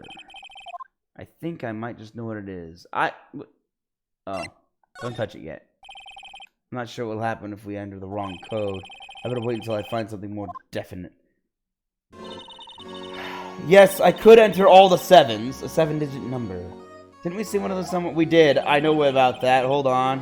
How about we try to remember birth date? That's 1, 2, 3, 4, 5, 6, 7, 8. That's 8 numbers. Or 6 numbers, depending on how you count it. And how you write the birth date. This is the real deal, isn't it? This armor and these weapons.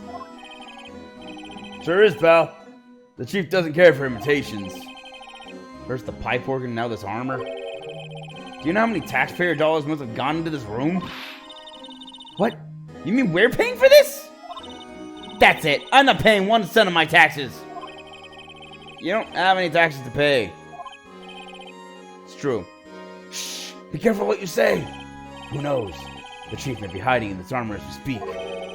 I don't think he'd fit in there. Even if he did, he'd never be able to get back out. Cut it out, guy. Cut it out. You guys don't know how scary that guy could be. I've got a certain inkling. He was pretty intimidating when he was like, I said no. And you're like, oh, he's that sort of guy. He's your friend until he's not. These shells are mostly empty.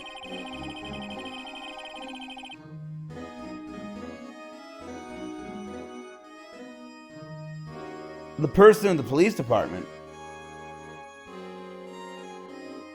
Oh, you mean the chief? Yeah. Hey, welcome back, by the way, Lightcore. Yeah, I've... It's easy to forget that examining him is half of the time talking to him and half of the time just looking at the guy. That's an easy one to miss. This time I've just been trying to make sure I examine everything closely. Even though half the stuff has already been examined and just repeats the dialogue. Alana must have cleaned them out when she transferred over to the prosecutor's office. There's a small picture frame on the left shelf. Hey! This is when Lana and I went to that theme park. Why would you leave that behind? That's sad. This was Lana's desk. It sure is tidy. Lana's always been a meticulous cleaner. There's not even any dust on it. Looks like someone's still keeping it clean. Does Lana ever come back here? No. Chief Gant must still keep it clean in memory of their partnership. They were the stuff of legends. Yeah. They were the stuff legends are made of. Does he keep in memory of her, or... That's not a piano, dude. That is a pipe organ. Yeah, I was commenting on that earlier. I was like, okay. Is he eccentric? And also, it's not rich. They just had a dialogue. I think you came in just after that. They were talking about how apparently that's from the tax dollars. So, the public paid for this stained glass, this pipe organ, and a suit of armor over to the right. I know, right? It's gigantic. And so loud, apparently it leaves people deaf. We're on the 15th floor. They can hear it on the 2nd floor of the adjacent building.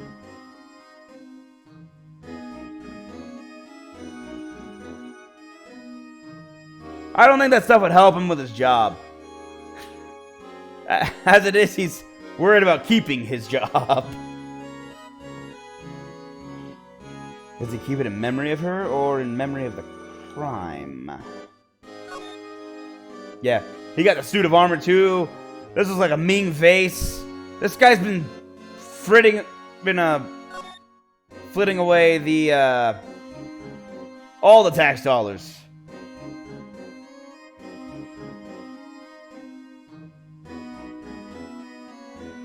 Yes, that's his bonus. A supermarket coupon.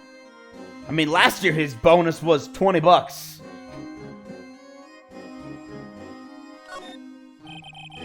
Look at that giant window. Makes you want to crash through it and jump outside. Gumshoe, this is saying a lot about your psyche. This is the 15th floor. I know, I was just saying... Saying what? Ever since making detective, I've always dreamed about doing something like that. Jumping out a window 15 floors above the ground? Coupon for 10 pots of instant noodles. Yes! Ramen. My favorite. Freeze-dried cardboard ramen.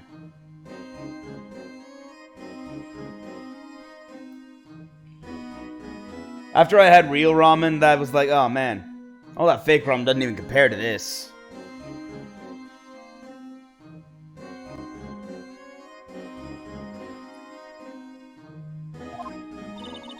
Note to self. Detective Gumshoe has a lot of dreams. So long as he doesn't go crashing through that window when he gets fired. Don't say that! That was a pretty dark joke, dude. Jeez. I don't remember him being this dark from the show. Like, I don't want to go back and watch the show Ace Attorney now just to see if Phoenix really was so facetious and dark. What the heck? This was taken on that day 2 years ago. The day Joe Dark ran out of the questioning room and tried to kill Emma. It wasn't?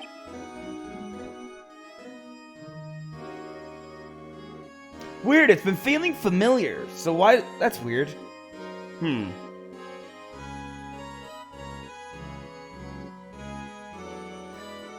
I remember that train case a little bit. I remember a case on a train. It's been a few years since I watched the show. I gotta go back and rewatch it at some point. After I catch up on all my other anime. After receiving his award trophy, Mr. Marshall took a picture here.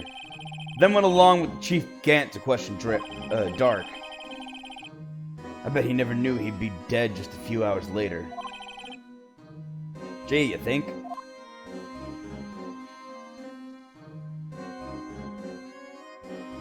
Yeah, it's not just this episode. I've noticed that in all of the cases, Phoenix has been a bit more...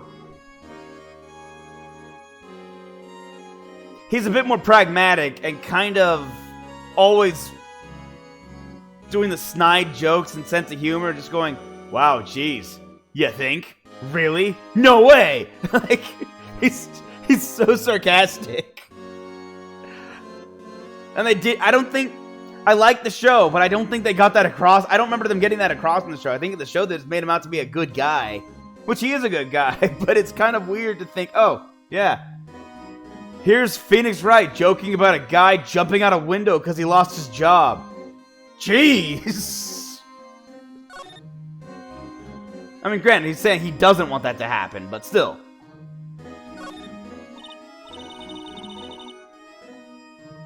Wow, look at the size of Chief Gant's desk. I think he's overcompensating for something. I don't know what, but something. Speaking of that, when we were here earlier, maybe he's compensating for the size of his justice.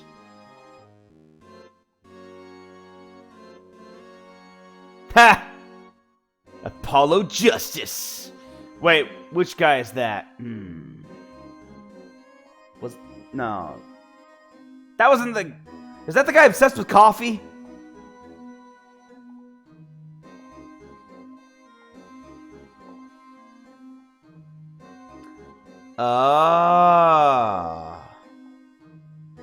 Have I?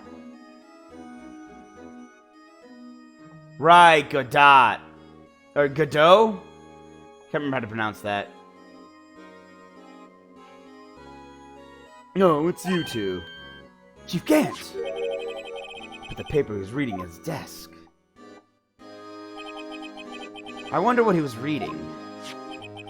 This looks like a list of evidence. A list of evidence? That's the same evidence list that Edgeworth was reading earlier. In most cases, the list runs twice as long as this, though. Yep, same list. Hey, look at the case name. Huh? SL9 incident! I wonder what this is doing here. Hold on, detective. What did you say? I said, I wonder what... No, about evidence lists. Normally they're twice as long? That's right. I guess there wasn't a lot of evidence. A half-size list of evidence. The list of evidence, it seems too short. Most lists run twice as long. You know what? I don't think this is the same list. I think this is the other half of that list.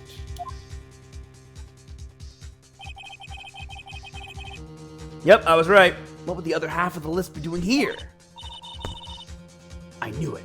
The chief must be hiding something about that case. It would appear so. List of evidence in the SL9 incident was ripped in half, so this part is all I've got.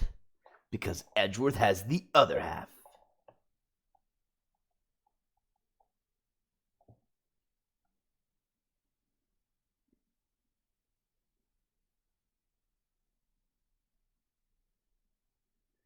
I'm not sure what those are. Maggie Beard and Très Bien. There's a magazine of the Très Bien. I'm unfamiliar with these.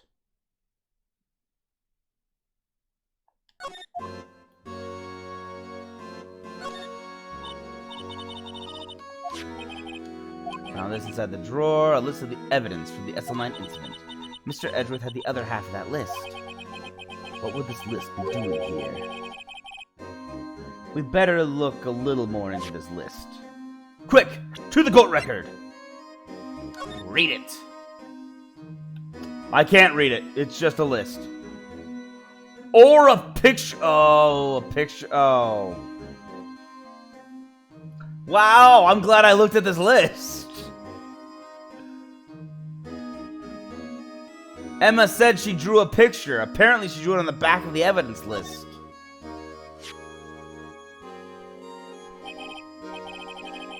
I wonder what this is. It looks like someone drew some kind of sketch here. What is it? Did you find something? I can't make it out. I better keep quiet about it for now. Yeah, that's what you do when you can't make it out. You don't talk about it.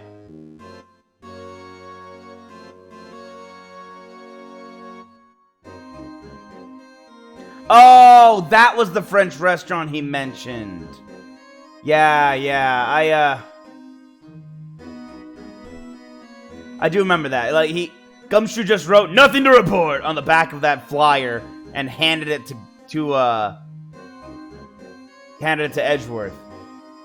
And Edgeworth is just like, it's a flyer for a new French restaurant opening up. I think he was trying to cheer me up.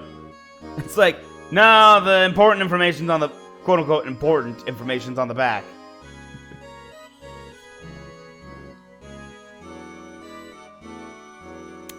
I did not see that. Like, I've only saw it open once. It was during the trial. Gumshoe's locker, that is. I can't get it open. Actually, I can't even get into the evidence today. Huh? Oh, no. It's nothing.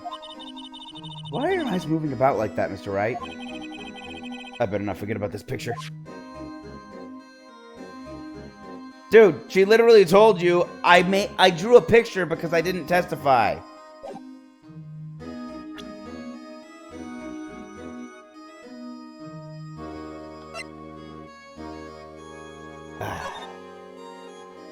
Okay, I'm gonna read this autopsy report real quick. Name of deceased, Neil Marshall, 27, male, date and time of death, February 19th, between 7 and 7:30 p.m. Cause of death, single stab wound, piercing heart and lung assessment, died from blood loss in under 10 minutes. Weapon found in wound was missing tip.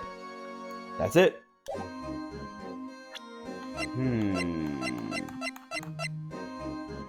Still so many pieces not really connecting.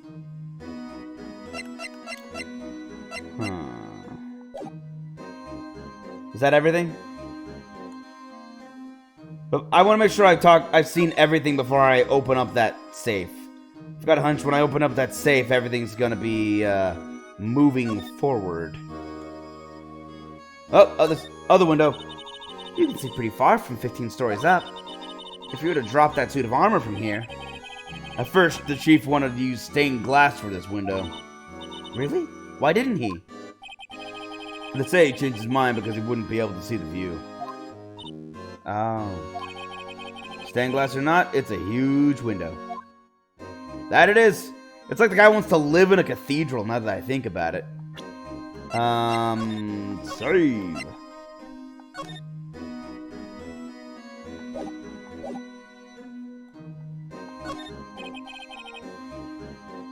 You're right, it is a safe. Yes, the word is ripe with intrigue. I've already seen all this. Let me enter the code. I'm going to open the code with the most complicated, devious passcode imaginable. Do you know what it is? I have a hunch. No, I know. You want to try my birth date? I'm not going to put your birth date in. I have a better idea. Here goes nothing. Okay, here's the most devious code ever. 7, 7, 7, 7, 7, 7, 7.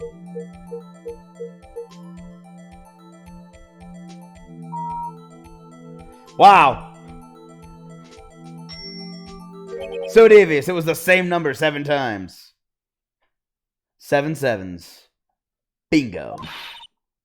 What number did you enter? Whose birthday was that, pal? 7777777. The final ID card number on that record. What? The number of the mysterious executive officer who entered the room that day. You mean 7777777? That ID number? I think you're 17 shy this time. Oh, 777777. This can only mean one thing. That's Chief Gant's ID number. Say, anyone care to look inside? Yeah. I guess we might as well do that. Can we talk? No? Alright, let's move. Or examine, I mean. Is there any money in there? How much does he have stashed away? Look, it's a piece of pottery. A shard from a broken cup. This somehow looks familiar. Where have I seen this before? There's something else in here too. A handprint. What's this? It looks like a piece of leather cloth. Gee, who do we know that wears a lot of leather and might have a sibling who also wore a lot of leather?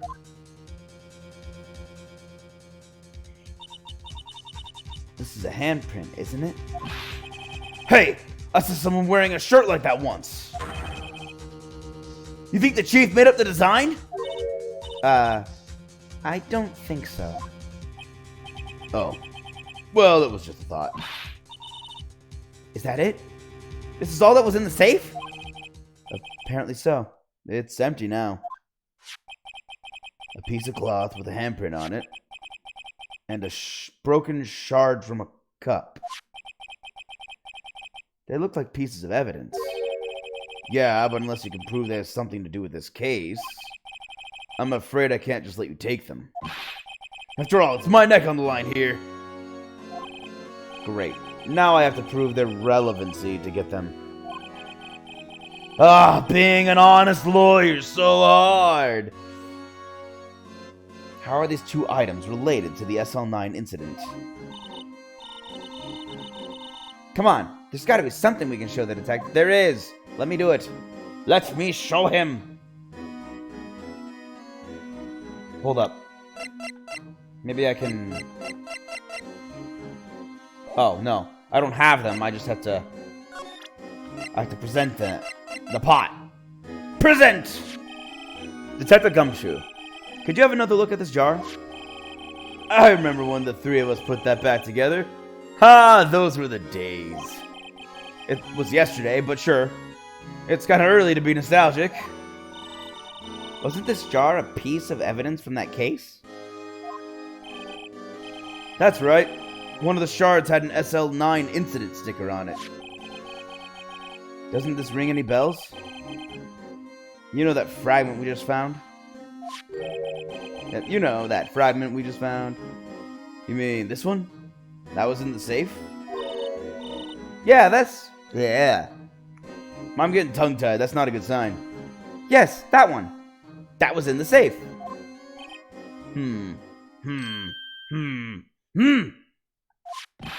Now that you mention it, it's ringing a lot of bells. Let's see if it fits. Assemble the fragments. Here, let me see that shard.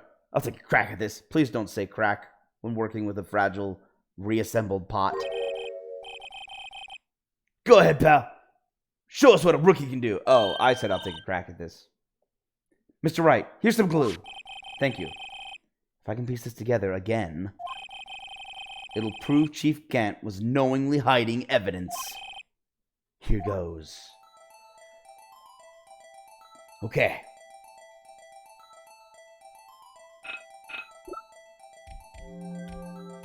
Wait. Oh, I just have to hit that. Wow, so hard. Oh! There! It fits like a charm. That, of course, means Chief Gant willingly and knowingly hid a piece of this jar in his safe. But why? Why would he hide a piece of the jar and not the rest? In other words, he concealed a piece of evidence from the SL9 incident. But, hey guys, get a load of this! What is it? This piece you just attached. It's different from the others. What, it has more blood on it? Oh, okay. There's a reddish line on it. A reddish line. That's blood! I don't get it. Why would Chief Gant hide this in his safe? Unstable jar updated in the court record. Okay, blood traces, cool. Well, talk? No? Okay. What was the other piece of evidence again? Dang it, what else did I find in the safe? I found a piece of jar and...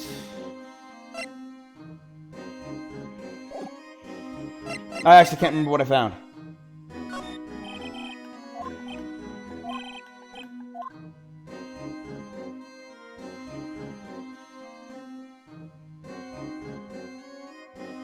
Uh-oh. What did I find? This music is so distracting. What did I find? Well, I guess I can present this to him, but... Here. Oh, wait, no, I gotta present.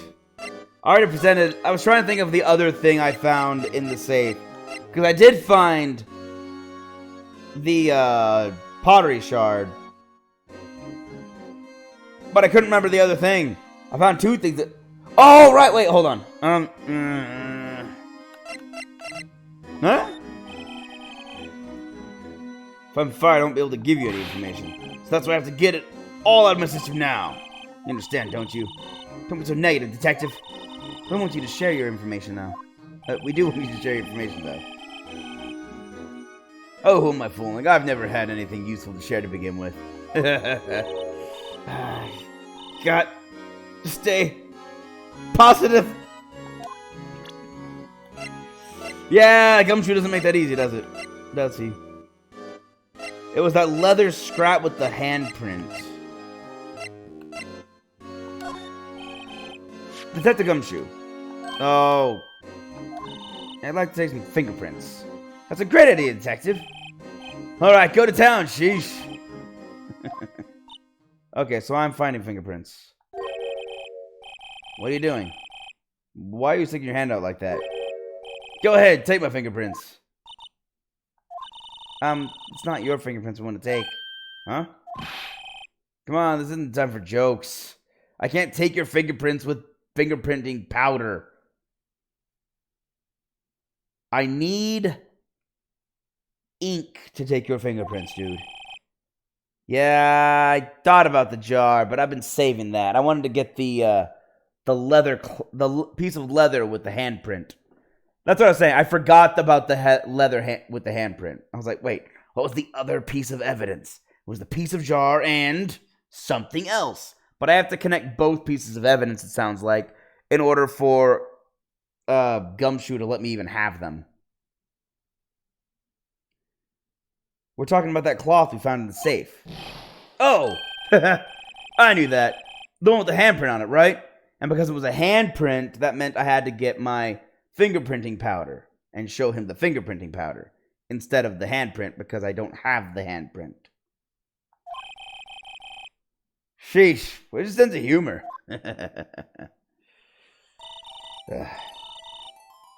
It's gone. My sense of humor is just dark and morbid right now because I'm stuck trying to solve this impossible double homicide that's not a double homicide. Okay, Mr. Wright, let's check for prints. Sprinkle the powder on the cloth. Then once they've been absorbed into the prints, blow the rest away. What are you, my mom? I don't have to be told a million times. I don't... They're telling me the instructions again, and then Phoenix says exactly what I'm thinking. Don't tell me it again. You're my mom. I know what I'm doing. You already told me once. Alright, let's get this over with.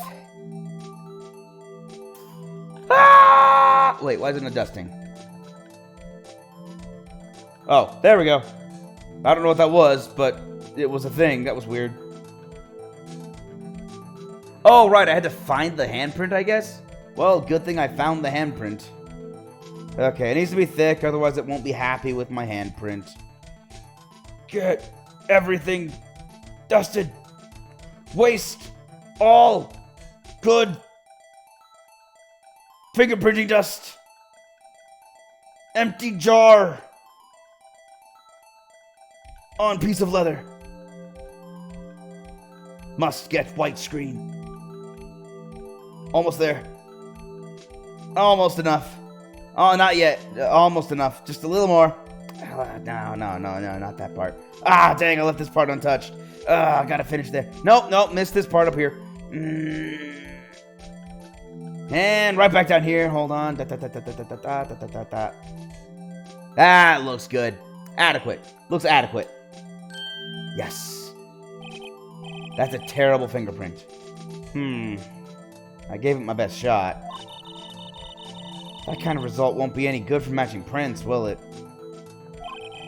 But it doesn't look like we'll get a clear result from this print. Okay, let's try a different finger then. Uh-oh. Which finger did I do? Okay, maybe this one. Okay, I'm not going to do that every single time. That was ridiculous. And it'll take me forever. I'm just going to go with light dusting. Just a nice light. No, wait. A little light dusting. A little light. That's still too light. I'm gonna go too light. That'd be ridiculous. I won't get anything done if I go too light. A little more over here. There we go. Ah. Beautiful! I found a beautiful fingerprint. Oh, great. I know who... Wait. Interesting that it's not Gant. Okay, No. No. No. No. Wait. No. No. Close, but no. That's not it. Uh-oh. I'm just gonna skip that. Okay, fine. This is awkward.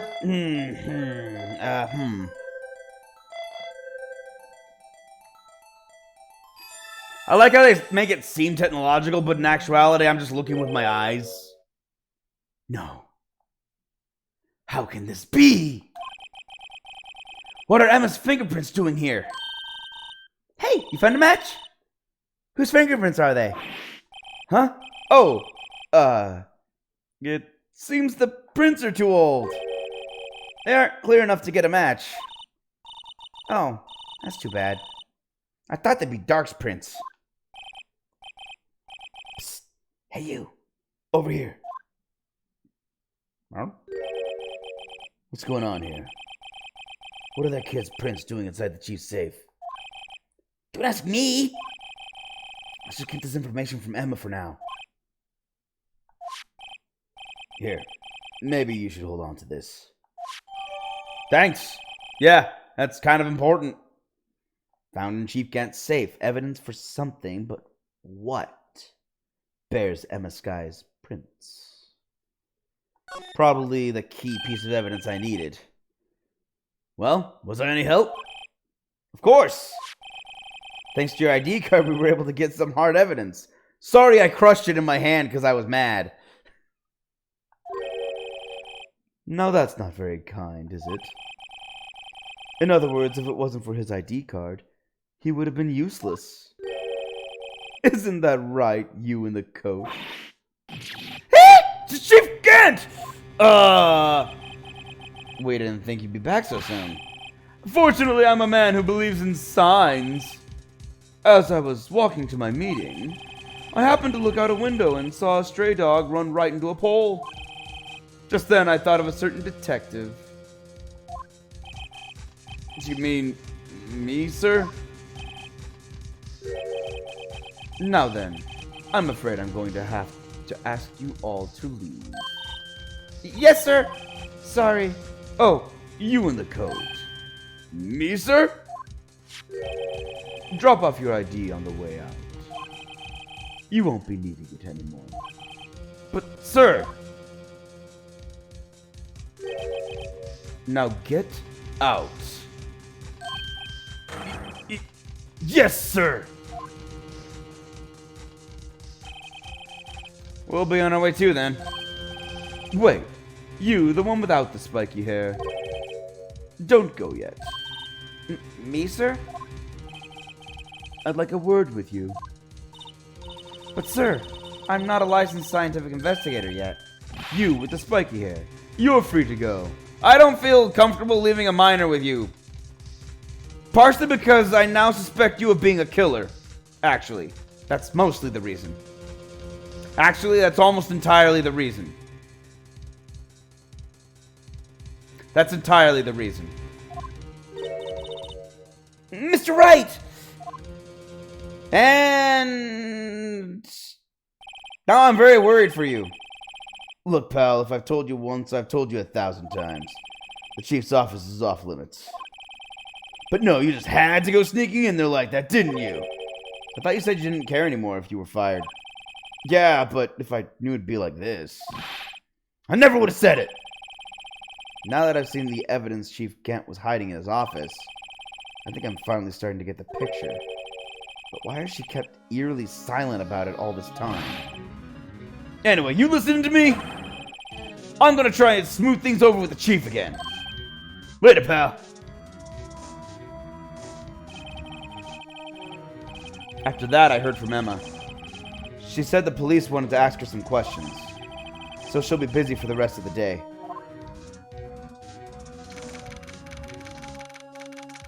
Worrisome. February 24th, Detention Center, Visitors Room.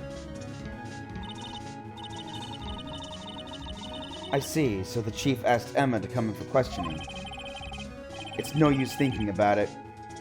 Tomorrow's the final day in court. I'm committed to doing everything I can to defend you, which is why I'm here. But I've already told you all I can. What you've told me over these past couple of days is absolutely nothing. Not a single useful thing. You are the most useless client I've ever had the displeasure of representing. You hold so many secrets, and you could have easily divulged everything about Gant himself from the start. Really? I believe I did mention something quite important. Something I told you right at the beginning. I said that I was the one who stabbed Detective Goodman. Yes, but now that I read that carefully, you said you stabbed him. You didn't say you killed him. I'm suspecting you stabbed a corpse! You know, I think I finally figured it out. I know who it is that's lurking behind your words. Mia did a good job mentoring you. I'm rather jealous. It seems Edgeworth was right. Edgeworth? Once you're convinced you know something, no one can persuade you otherwise. Thick-headed is the term he used, I believe. Yeah, that's exactly what I'm gonna do. Gant will be fired. Although, it's kind of weird to fire Gant. He's the guy in charge of all the police, so I have to get him fired by the city. Little tricky. Or I could just get him arrested. That probably would be easier. Now's my chance to get her to tell me the rest of the story. Talk! I have to admit, I was more than a little perplexed at first. You insisted you did it, yet there was no incriminating evidence. That's when it hit me. It's not that you are unwilling to tell the truth. It's that you're incapable of doing so because of a certain individual.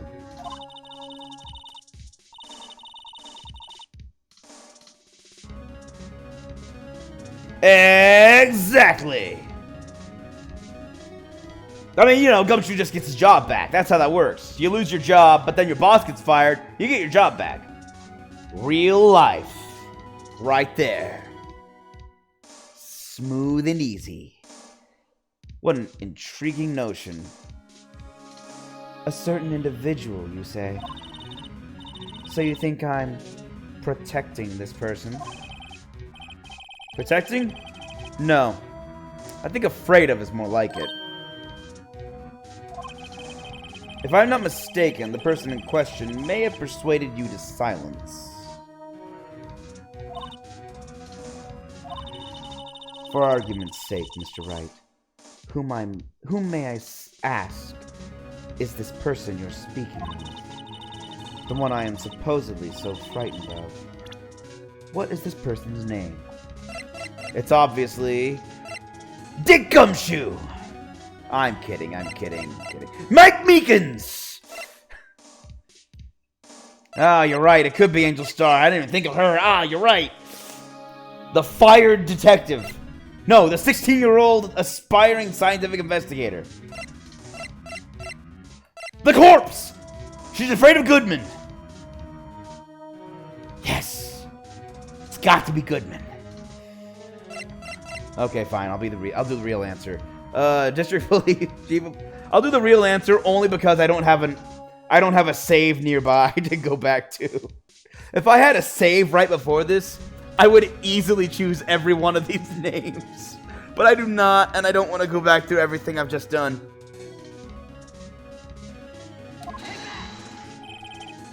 Well, Miss Sky? Mr. Wright, you are addressing the Chief Prosecutor. Do not forget your place. I take it you're still not ready to spill the beans. My apologies. Could you please tell me a bit more about what you think you know? Okay. We were partners until 2 years ago. I respected him as a detective. Assuming he is respectable, then tell me something. Why would he try to hide his crimes? Oh man, the guard. He's been there this entire time. We should have seen it coming. He's always there, watching. It's only a matter of time before he comes after us too. Me and Maya. We're victims in the future, I bet. Then I have to solve my own murder. That'd be an interesting case. The time I solved my own murder. Why would he try to hide his crimes? Yeah, why would he try to hide his crimes? His crimes? Both you and Edgeworth will be brought before a board of inquiry for what you did. Specifically hiding and forging evidence. Of course, these are serious offenses. Why is it, though, that Chief Gant's name was never mentioned?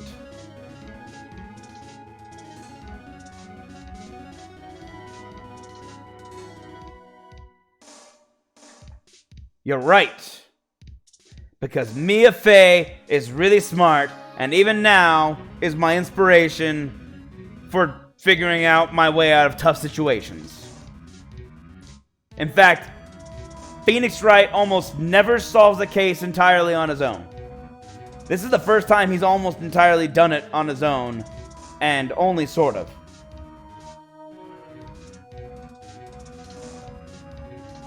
I think in the show it wasn't until like near the end where they finally acknowledged, good job, you finally did it all by yourself. Which is kind of funny. It was a funny moment, and especially when you consider it's based off these games. It's like a shot at the player. Why is it, though, that Chief Gant's name was never mentioned? Chief Gant?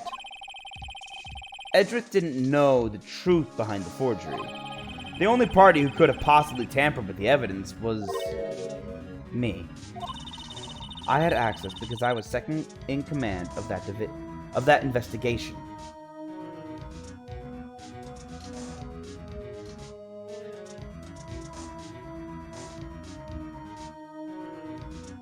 Well, sort of. She's helped him by giving him access to luminol and fingerprinting dust. And also having been a witness in the previous murder. That's really the only way she's helped when you think about it. Beyond that, she's just kind of not done much.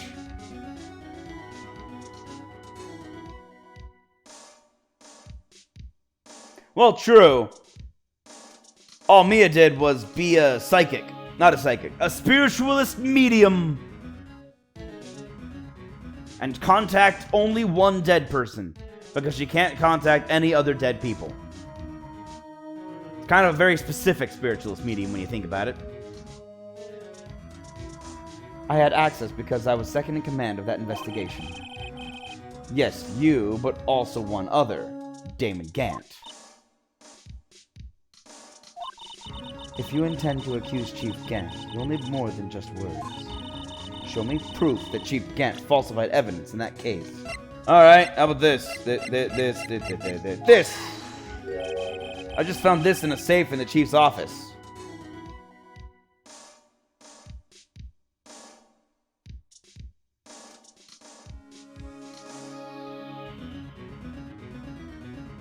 Yeah, but I mean, Maya's not even here. She went back to the mountains at the end of the last episode to train because she had been having difficulty even contacting Maya at this point. Mia at this point. So Maya had to go back to finish her training because she'd gotten lax and wasn't able to train properly and was a very, very bad medium at the time. So hopefully when I see her again, she's a much better medium. I might even see her in the next episode. I just found this in a safe in the Chief's office. This jar piece and this piece of cloth. Do you know what these are? They're pieces of evidence from the SL9 incident. The person concealing evidence was none other than Chief Gant himself. Now tell me, why are you taking the blame for him?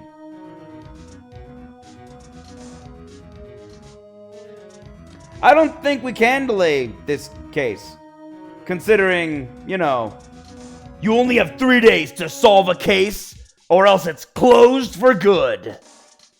Or not closed, they have to pass judgment, that's what it is.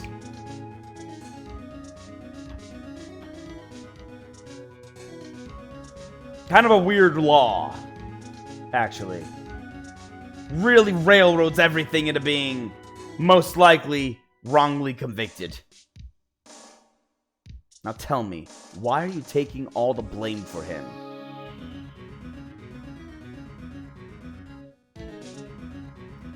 I mean, you say that, but I don't think Phoenix has any say over when a trial gets set. He'll be fine. He's got this. He's Phoenix Wright. You know what his name is? Wright, which means he's always right, never wrong, and never loses a case. Except when I lose the case on his behalf by being him. Then he loses the case. Now tell me, why are you taking all the blame for him? Touché, Mr. Wright. It's as you surmised. I cannot disobey the chief's orders, even if it means being found guilty for murder.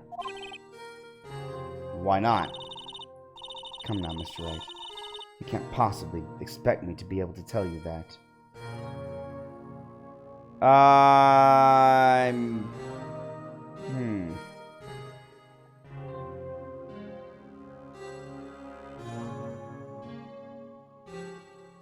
Didn't we...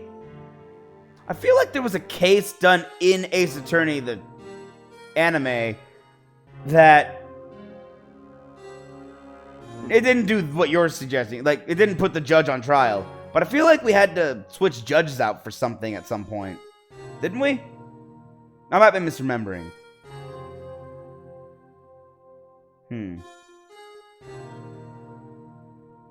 But yeah, the judge is too simple-minded. I don't think he would ever even be caught in a situation where he'd need to be, defending his name. Or will he?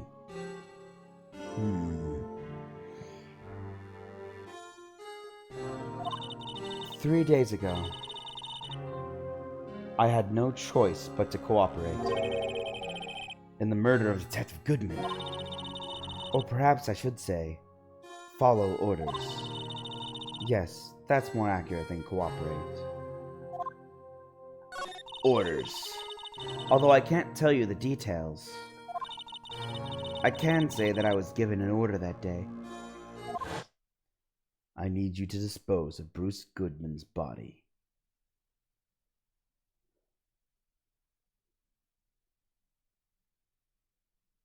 That's what it was. It was very weird.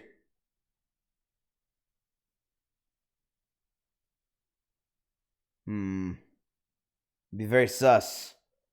But nah, that judge doesn't have a killer bone in his body. He'd be fine. Also, that's a bit too straightforward, isn't it?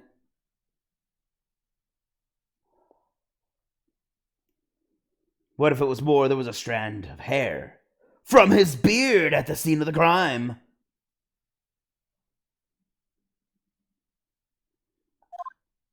You'll find it inside the trunk of Miles Edgeworth's car. Okay, all the pieces are coming together. Now I just have to win the arguments. Just as I suspected. Despite what everyone believes, you were not the one who murdered Detective Goodman. Correct. That guard has to hear a lot of things.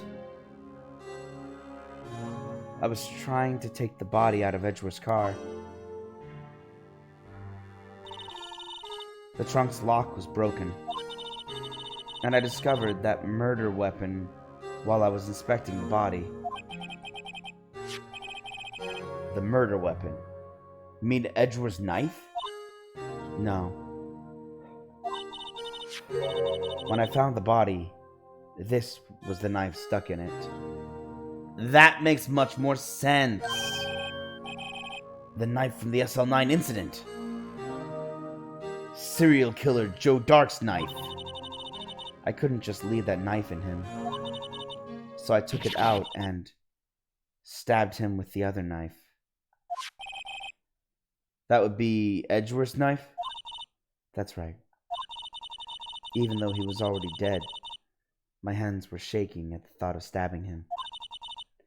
That's why I ended up cutting my hand. And that is the reason for the bandage on your right hand? Yes. It seems that I got blood on the victim's shoes as well. And then she saw me just as I plunged the knife in. Miss Starr, huh?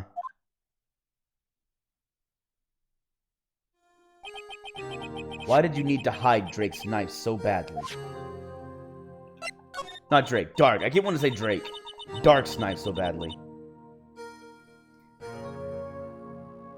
It took a lot of work to finally close the Dark case 2 years ago. It was over with. I didn't ever want it to be opened again. My intent was to prevent that by whatever means possible. So, you hid Dark's knife. The weapon used to stab the detective was evidence in the Joe Dark case. If word got out, which it would, the reporters would have a field day with that.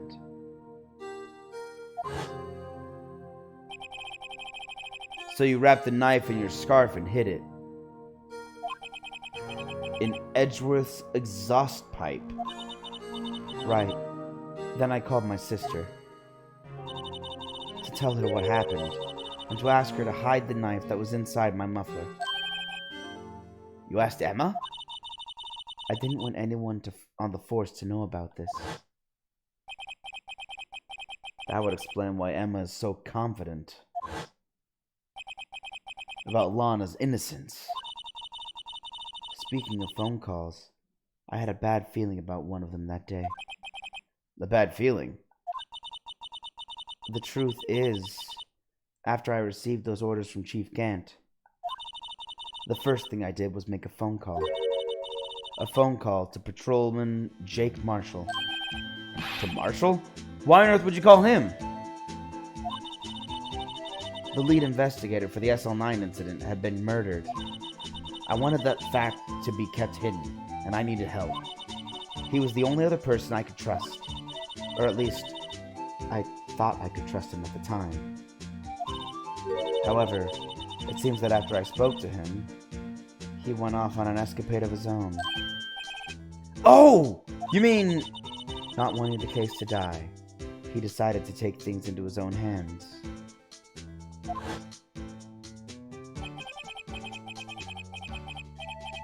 He disguised himself as Detective Goodman and tried to steal the evidence. He had already stolen the ID card, but it seems he still hadn't made up his mind to break into the evidence room. Now we're finally getting told everything! At the end of the investigation, of course. That's when I need to hear all the details. Not the beginning, no. Why would I need to hear everything at the beginning of the investigation? It would make my job too easy! After my phone call, any remaining doubts he had must have disappeared. So your phone call caused the incident in the evidence room?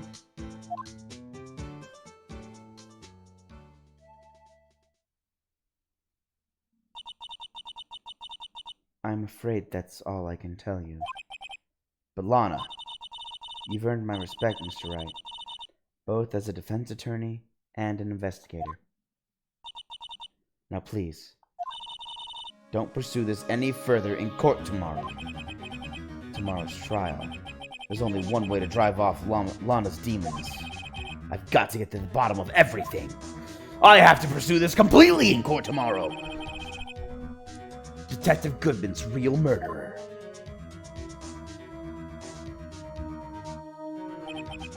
And what went down in the chief's office 2 years ago. To be continued. Okay, since it's Friday, I'm actually going to pursue this a bit more. I don't know how long the case is going to be. This might be really long.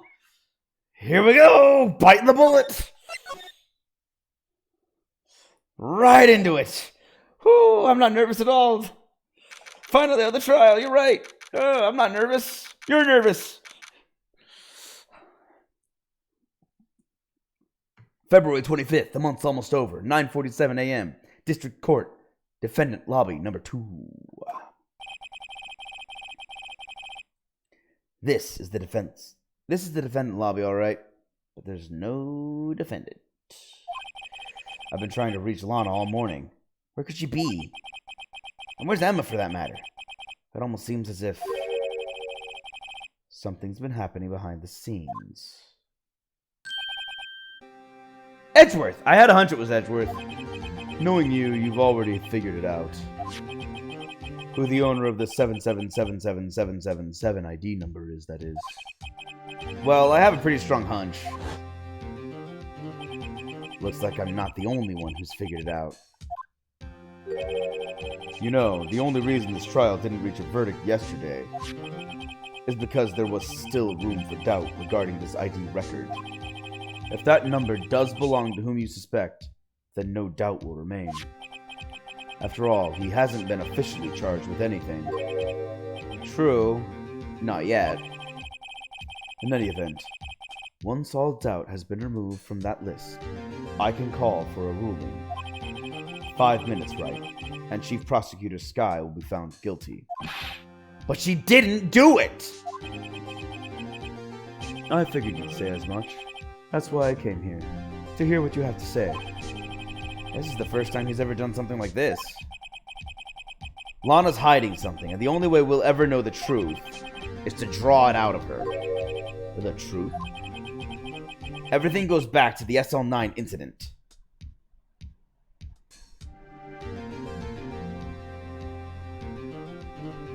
Oh, yeah, you're right. There's a tree back there. I couldn't see it behind Edgeworth's head.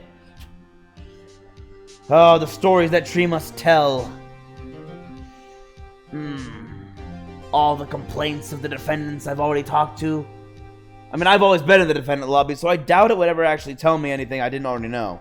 But maybe they were talking before I entered the room. Right? I see what you're getting at here. I'm picking up what you're putting down. I'm smelling what you're stepping in.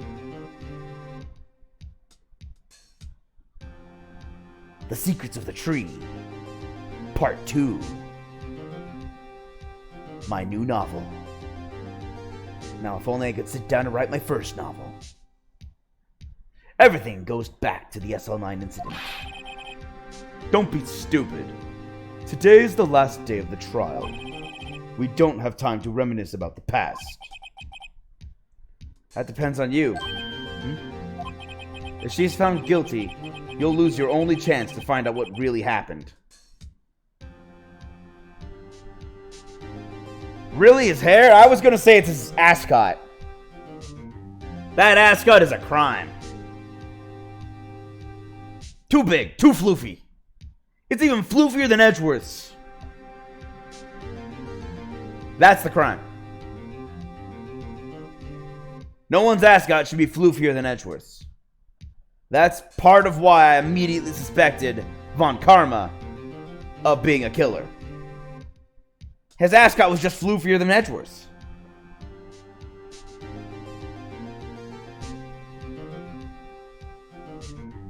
If she's found guilty, you'll lose your only chance to find out what really happened. I'll think about it. See you in court, Wright. Yep, see you in court. This is it. And I don't have a defendant. This is exactly how you want to go into trial. No defendant and no witnesses. Perfect. If I'm ever going to find out what Chief Gant has on her, it's now. February 25th, 10 a.m. District Court, courtroom number 9. Here we are. Court is now in session for the trial of Miss Lana Skye. The defense is ready, Your Honor. The prosecution is ready, Your Honor. Normally, this is when the prosecution puts forth its opening statement. But before that, the police chief has a proposal to make. Chief Gant. Oh, he's here. Okay. Morning, folks! How's everyone doing? Hey, Haji! Been back to the pool yet? No, I've been drowning enough as it is in my work. Oh, that's a good one! Don't think I can top that. If you don't mind me asking, Chief, exactly what is this proposal of yours? Yes? Ah, there. Lana, that is to say, the defendant, has asked me if she could speak directly to the court. She wants to do what? Having heard what she intends to say, I feel she should be granted her request. I don't do anything my clients want of me. I only prove their innocence. The true crime is the... Oh. Yeah, you're right. I forgot they were there because they don't actually serve a purpose. Like, they don't... The only thing I think they could possibly serve is as reading glasses, but who wants to read through rose-colored glasses? That's got to make the book just completely... Its entire perspective, Scant, just off-kilter. It's a little skewed with, because rose-colored glasses. And I'm getting away from myself. Okay, having heard what she intends to say, I feel she should be granted her request. Why? Because she wants to confess she did it? I'm going to object! I should object. Why am I not objecting? In the end, it should save everyone a lot of time and trouble. Yeah, she wants to do this. I'm sure she does. What's this all about, defendant? I'd like to make one simple request and I'll be finished. Well then, what's your request? Your Honor, I'd like you to put an immediate end to this trial. Huh? I confess to all charges against me. On February 21st of this year, I murdered Detective Bruce Goodman in the underground parking lot of the prosecutor's office. Except you didn't! No, Lana! Thank you. You can't. Your Honor, the defendant's claim does not change the defense's plea. In that case, Mr. Wright, I no longer require services. But Lana! Your Honor, I hereby forfeit my right to an attorney. The prosecution may lack direct evidence against me, but it has sufficiently proven its case through testimony and circumstantial evidence. I would like you to render your verdict now, if you please. Yeah, gee, I wonder why she said this. It couldn't be because Gant's holding Emma hostage. Well, the defendant certainly has the right to self-representation. Her request is legally valid, although this is an unprecedented situation. Indeed, it appears there's no further need to continue this trial, even if Mr. Wright may feel otherwise. This can't be happening. What do I do now? It appears the time for the verdict has arrived. The court finds the defendant. I'd love to use tape on her mouth, but I don't have tape. I have a tape, but it's not tape. One moment, Your Honor. Mr. Edgeworth? The prosecution has not yet proven the defendant guilty beyond reasonable doubt. Any ruling at this stage would certainly be premature. Come now, Worthy. I understand this is a difficult time for you. But why don't you just be a good little boy and keep your mouth shut?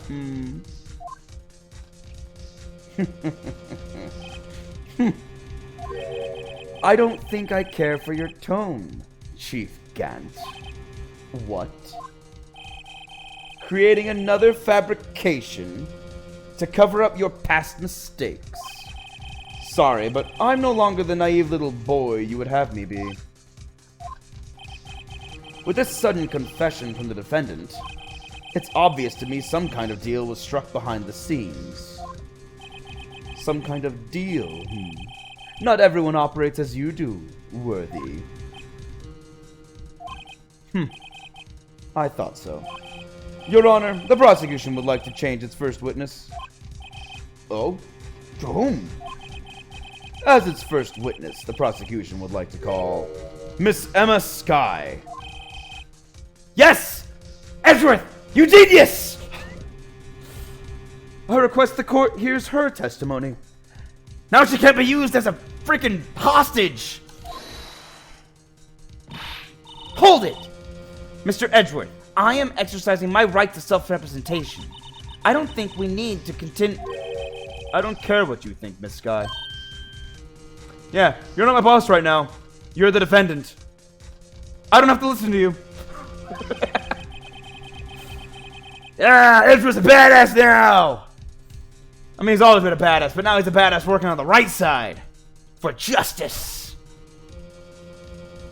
The exposure of truth sometimes results in tragedy. However, no matter how tragic the truth may be, it would be an even greater tragedy to avert one's eyes from it. Very well. The court shall grant the prosecution's request. That's okay with you, right, Chief Cunt? Worthy, you'll live to regret this. Mark my words.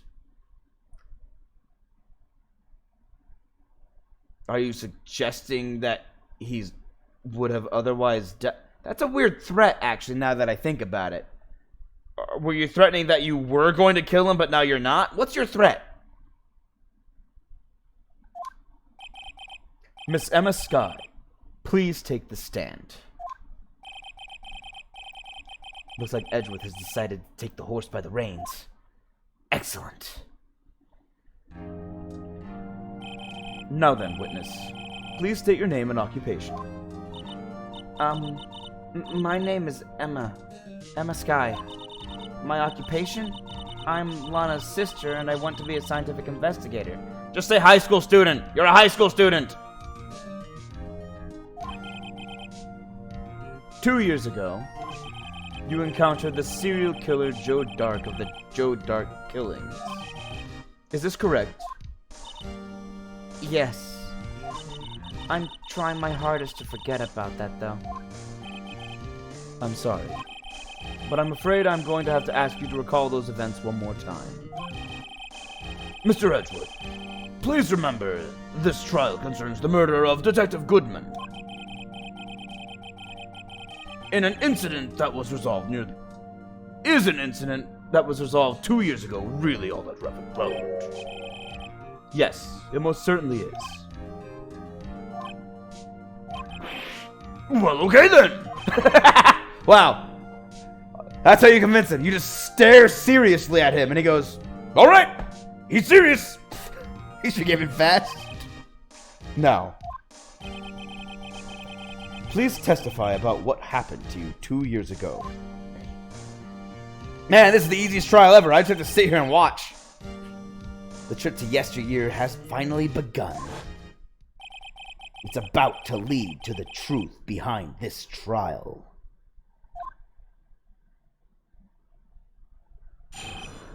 Two years ago. I was waiting in my sister's office that day. A man came running in and took me hostage. Leo Marshall rescued me. But I'll never forget what I saw in that instant. The man raised up his knife and stabbed Mr. Marshall in the chest. It's a good thing you weren't harmed. I passed out. I don't remember much. I'm starting to suspect she did more than pass out. I think she's repressing some memories, maybe. That's understandable. However, please tell me, Mr. Edgeworth, what does this testimony have to do with Detective Goodman's murder? That will soon become apparent, Your Honor. You've got to admire him for his courage, considering he has no evidence. Well, he's just taken a page out of my book, I guess. I've done the same thing. Very well. The defense may begin its cross-examination. Woohoo! Cross-examining! I was worried I wouldn't be able to do this. They were making it out to seem like I was just a hood ornament sitting in my seat. Hold it! Let's start with this. 2 years ago, the defendant was a detective at the police department, correct? Yes. She was second in command under then Deputy Chief of Police Gant. My sister. She was the best detective ever. Yes, I remember. Deputy Chief Gant and Miss Sky used to be quite the pair. I believe they shared the same office. That's right. I'd always sit at my sister's desk and dream about playing that organ. I wanted to play it that day, too. The police department and the prosecutor's office held the ceremony that day. Lana promised to take me to dinner after she finished her work. A man came running in and took me hostage. A man? Yes, Joe Dark. He was a serial killer. Joe Dark was brought in for questioning on the day of that ceremony. We were desperate to get anything on him that would lead to an arrest. When he saw his chance, he fled the room, right? Upon fleeing the room, Dark proceeded to take the elevator. Of course, because stairs are too slow. He must have been in a panic because the elevator was going up. Then he ran to Sky and Gant's office. There was a lot of noise coming from outside, so I opened up the door to have a look. That's when I saw him. Neil Marshall rescued me. What was the prosecutor doing there? That day, there were 2 people present during Dark's questioning. Deputy Chief Damon Gant and Prosecutor Neil Marshall. This is weird. It's like all we're doing is summarizing what we already know. It's kind of basic, but I'll allow it. Almost forgot about Gant. Neil Marshall had just received the King of Prosecutors Award. How did you forget about Gant almost? He's the main guy we're going after at this point. And yeah, he also confirms my my new strategy for this game. Always go after the most flamboyantly dressed character. Every single time. Red White from Blue Corp. Dang. What's her face? Oh, yeah. What was it? D. Vasquez. That's right. D. Vasquez from the film studio. Or for the TV studio. And, oh, dang. Who was the other one? I mean, there was that first guy who was going after Larry. Basically, it's always the most flamboyantly dressed character of the entire arc who is probably the killer. Well, not just flamboyantly dressed and biggest personality. It's kind of weirdly consistent that way. I'm waiting for them to throw me on a loop and go like, here's a big character who's also flamboyantly dressed. Turns out he's not the killer. I'm like, what? Nani?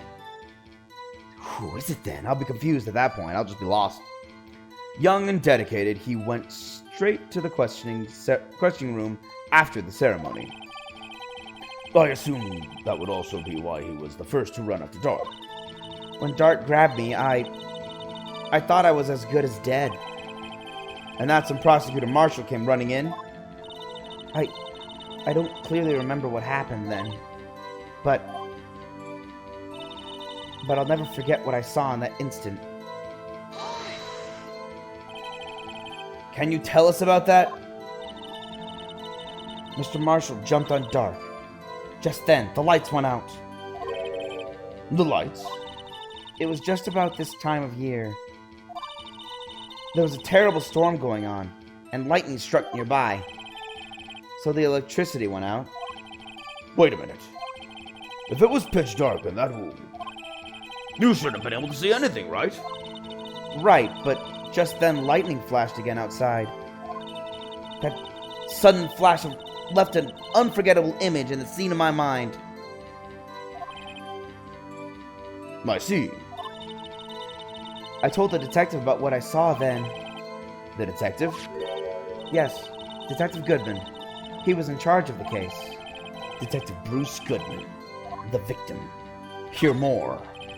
So you spoke with Detective Goodman about this 2 years ago?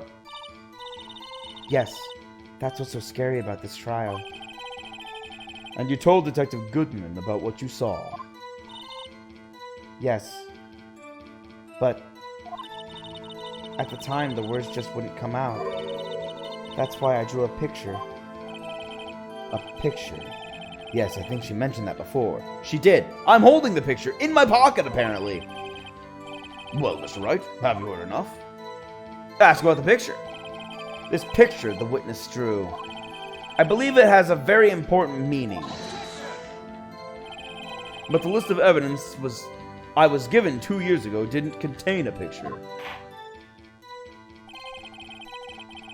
Witness, would you mind if we added this statement to your testimony? Yes, Your Honor. I drew a picture of that scene once, but it seems to have been lost. You drew a picture of the scene you witnessed, right? Yes, I wanted to do everything I could to help the investigation. I can still see it now, whenever I close my eyes. That's strange. I took over the case after Prosecutor Marshall died, and I never received any picture. Perhaps the witness is mistaken. But I did draw it! I swear! I'm not just imagining it. This picture that Emma drew, that reminds me. I guess I should check the evidence again. I know about the picture! I saw it. Well, anyway, let's continue. This scene that imprinted an image in your mind. Can you please describe it to us? The man raised up his knife and stabbed Mr. Marshall in the chest. That must have been a real shock. Even now, when I close my eyes, I can still see it, just as clearly. Tell us, what were you doing at that moment? I believe you testified that Joe Dark was holding you hostage. When lightning struck and the lights went out, Mr. Marshall jumped on Dark. I was thrown aside and the two began wrestling with each other. I'm pretty sure I was watching them. Emma doesn't have any reason to lie. But Lana sure does. I need to get Emma to tell me as much about this as she can. Okay, hold on. And the picture! Wait. Yep, there it is. Boom! Mr. Edgeworth. This little girl put all her heart into drawing that picture. And yet you would insist on denying its existence? Huh? Hey, I'm not the bad guy. All I'm saying is that, as the prosecutor for this case, I wasn't handed such a picture. That may well be, but that doesn't mean it doesn't exist. Behold! This is the evidence list for the SL9 incident. Please turn it over, Your Honor. Turn it over? Turn it... Ah! What's this? Maybe rotate it sideways as well. Yes, what is that? Hey! That's it! That's the picture I drew!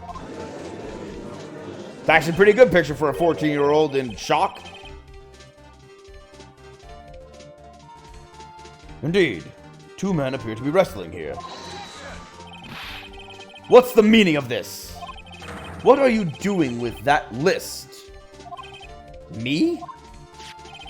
Only the prosecutor in charge should have that access to that list. Huh? These lists. There. They're different from each other. What? It would appear, Mr. Edgeworth, that the evidence list you were handed 2 years ago was incomplete. These two lists fit together to form one. You can see the marks here where they were torn apart from each other. You see, Mr. Edgeworth? It's quite obvious what happened. 2 years ago, only half of the evidence in that case ever reached you. What? What? Order! Order! But Miss Sky, why did you draw your picture on the back of such an important list? Because that's what Detective Goodman handed me in the questioning room, Your Honor. Wait a minute. If this list was torn in half, then that means... Your Honor! Are you alright, Mr. Wright? Your eyes are bulging from your head!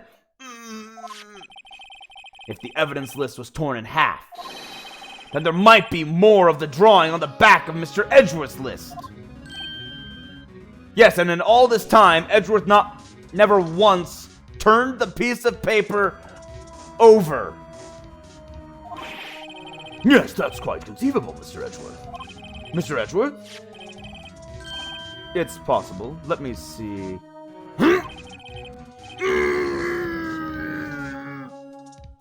So embarrassing that I never turned a piece of paper over. Is something wrong? Do you even have to ask? Sorry, Your Honor. There is indeed something drawn on the back of my list. It's that thing. Ha! Ha! Ha! That's that thing. That thing that was dancing in the evidence room. It keeps coming back. Clearly, this act of vandalism is the work of a certain chief of detectives. I guess he was out of scrap paper.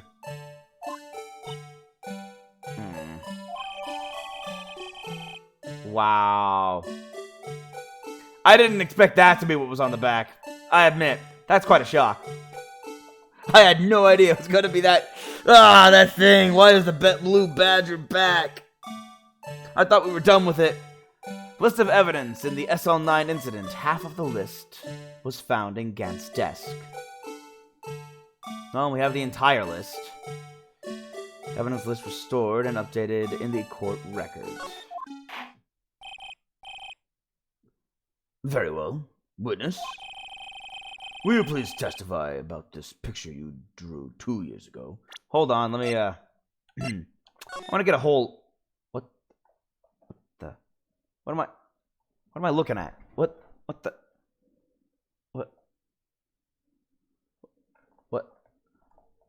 am I looking at?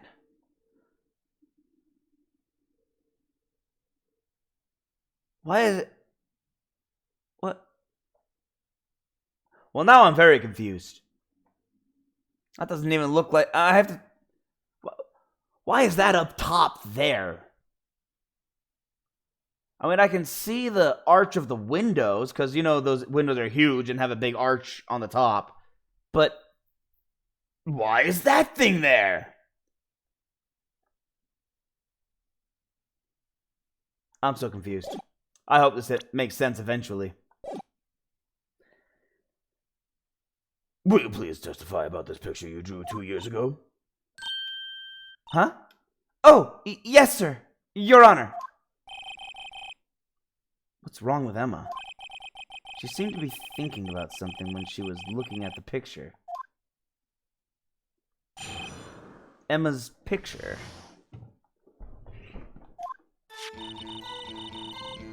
This is the picture I drew 2 years ago. Yep. The flash of lightning was so bright, all I could see were shadows. After that, I must have fainted. This picture shows exactly what I saw in that instant. To think a flash of lightning could burn such an image into your mind. Thanks to that, though, she was able to show us exactly what she saw. Well, I don't see any contradictions here. This clearly shows Joe Dark about to murder prosecutor Neil Marshall. The defense may now begin its cross-examination. Thank you. Let's just get this analyzed. That was very short.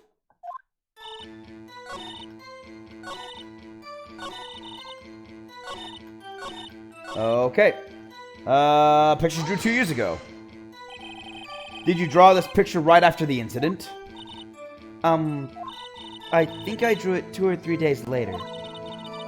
At first, I was in such a state of shock that I couldn't do anything. During that time, the investigation team was reorganized. Detective Goodman was placed in charge, under the direction of Damon Gant and Lana Skye. 2 or 3 days later. The memory should still have been fresh in her mind. Excuse me, witness. But can you please tell us why this picture is painted all black? The flash of lightning was so bright, all I could see were shadows. After that, I must have fainted. This picture shows exactly... Oh, hold on. Oh, okay. Sorry, I didn't even notice I got back to the green text. So at the time, you didn't even know it was Mr. Marshall who had come to your rescue? No, I couldn't see him clearly. The lightning was so bright, and I was knocked to the floor. You were knocked to the floor? Dark had a tight grip on me, but when Mr. Marshall jumped on him, I was knocked away. I turned around, and that's when the lightning flashed.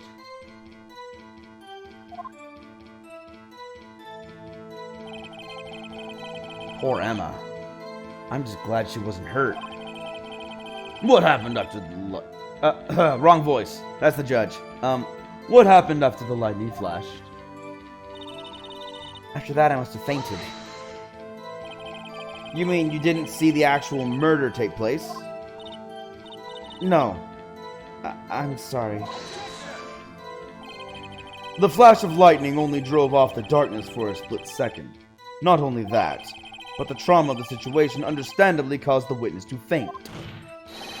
Do you really need to torture this girl any further? You're the one who called her! Hey, I'm not the bad guy here! Anyway, this picture...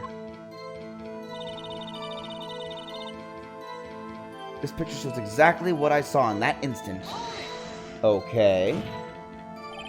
Sorry for asking so many times, but are you sure you drew exactly what you saw? Of course! This is the exact scene. It wasn't influenced in any of your talks with the detectives. Are you insinuating we somehow manipulated her memory, Mr. Wright? No, of course not. I'd better watch out, or he might find some way to cut my salary. You don't even get a salary. You get paid based on, clients. I drew this picture before I heard anything from the detectives, so I don't think anyone's story would have influenced me. Mr. Wright, is there something that's bothering you about this picture? Huh? Oh, well, yes, it's the same thing that's bothering all of you. That's strange. She claims this is exactly the scene that was imprinted in her mind. And yet, there's clearly a contradiction here.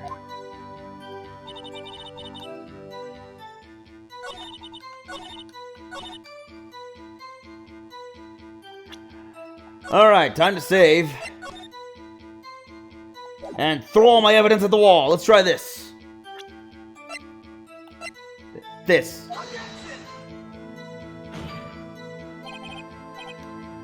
Nope, that wasn't it. Am I gonna save, scum? Possibly. But it's either that or go through a game over screen over and over again. What is the problem? Maybe it was... the backside? Nope, that wasn't it either. See? Yep. It's always vague whenever it, Hold on.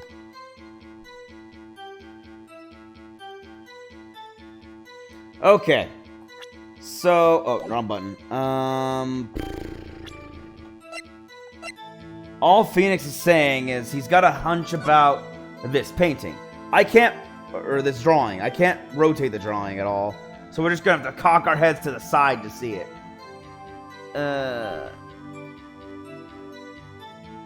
What's wrong about that drawing?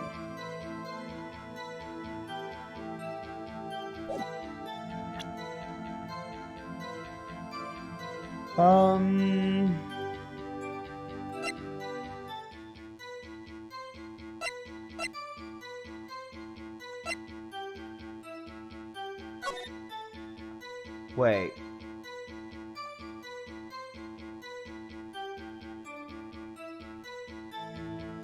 Okay, so we have the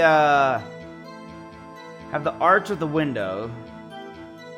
That's something, but for some reason not drawn as a knife. That's someone, and that's someone. We're assuming this is Dark, and we're assuming this is Marshall. And this blasted thing. Again.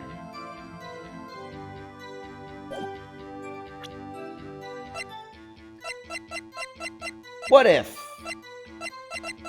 Roll with me here. What if?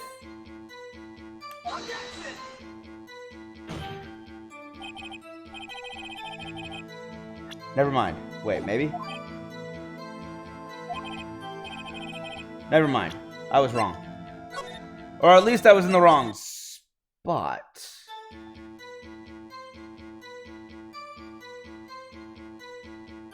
Exactly what I saw in that instant. I know I'm still trying this blue badger, but for I really want to know why the blue badger's in it. Nope, never mind. I'm so confused.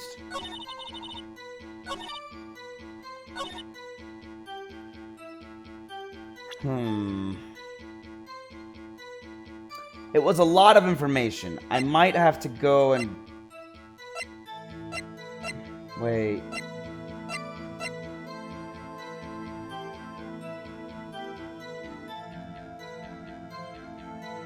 No.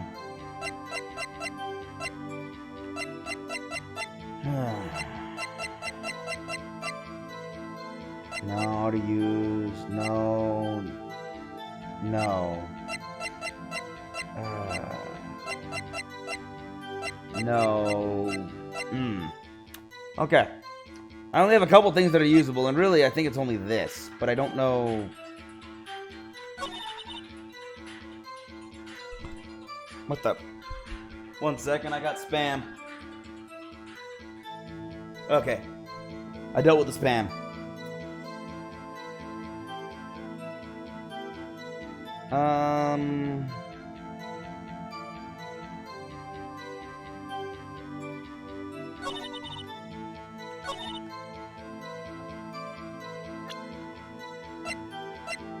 I don't know.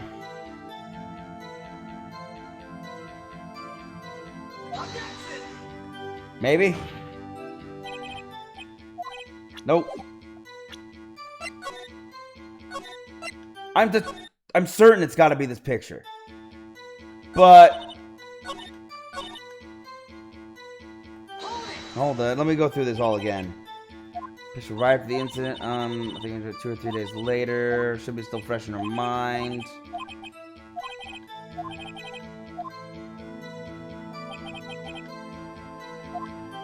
Why is it all painted black? The flash of lightning was very bright. Marshall comes to your rescue. No, couldn't see him clearly. The lightning was so bright, and I was knocked to the floor. Knocked to the floor? Dark had a tight grip on me when Marshall jumped him, knocked away, turned around, BAM! Let me get a good look at this.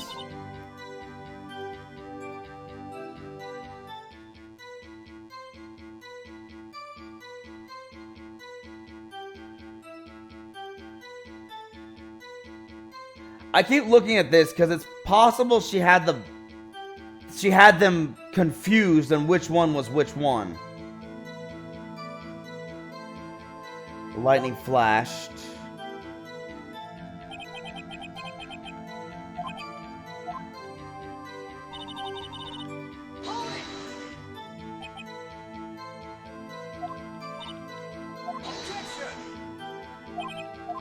Apparently, I am not liked for asking any questions about this. About her not seeing it, the actual murder. Exactly what you saw in that instant. It shows what you saw, of course. This is the exact scene. It wasn't influenced in any way from your talks with the detectives. Are you insinuating we somehow manipulated her memory, Mr. Wright? No. I drew this picture before I heard anything from the detectives. Okay. So I don't think anyone's story would have influenced me. Mr. Wright, is there something that's bothering you about this picture? Huh? Oh, well... That's strange. She claims this is exactly the scene that was imprinted in her mind. And yet, there's clearly a contradiction here.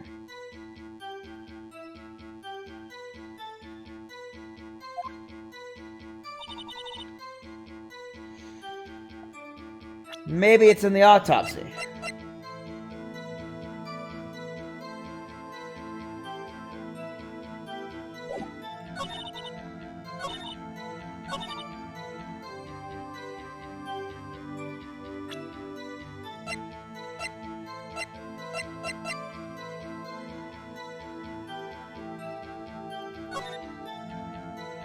Gotta be. He was stabbed in the back, right? That was it! I hate to be the bearer of bad news, but this picture the witness drew contains a blatant contradiction. What? But I still remember it just like it was yesterday. Mr. Wright, perhaps it would be faster if you simply pointed out this contradiction for us. What part of this picture contradicts the autopsy report? A part of the... Well, he was stabbed in the back, for starters.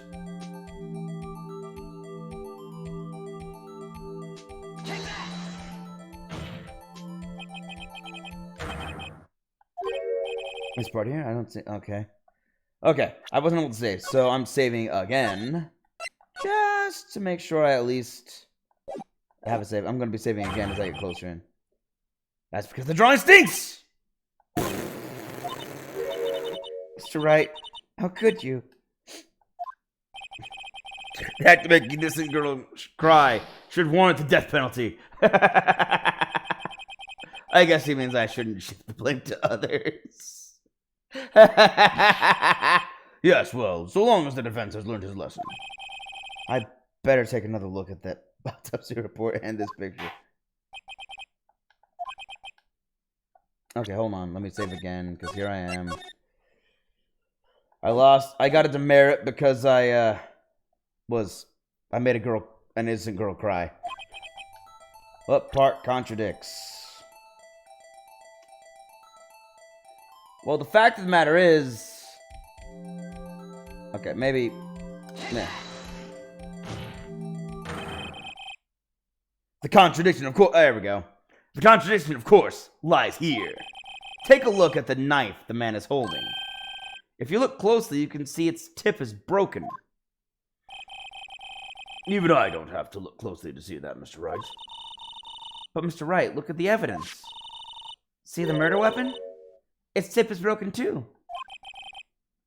If I recall, the tip of the knife was found broken off in the victim's body.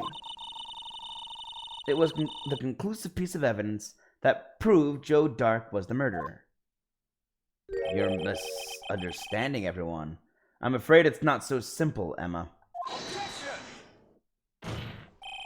And where, pray tell, could you possibly see a problem? It's obvious, really. The victim suffered a single stab wound to the back.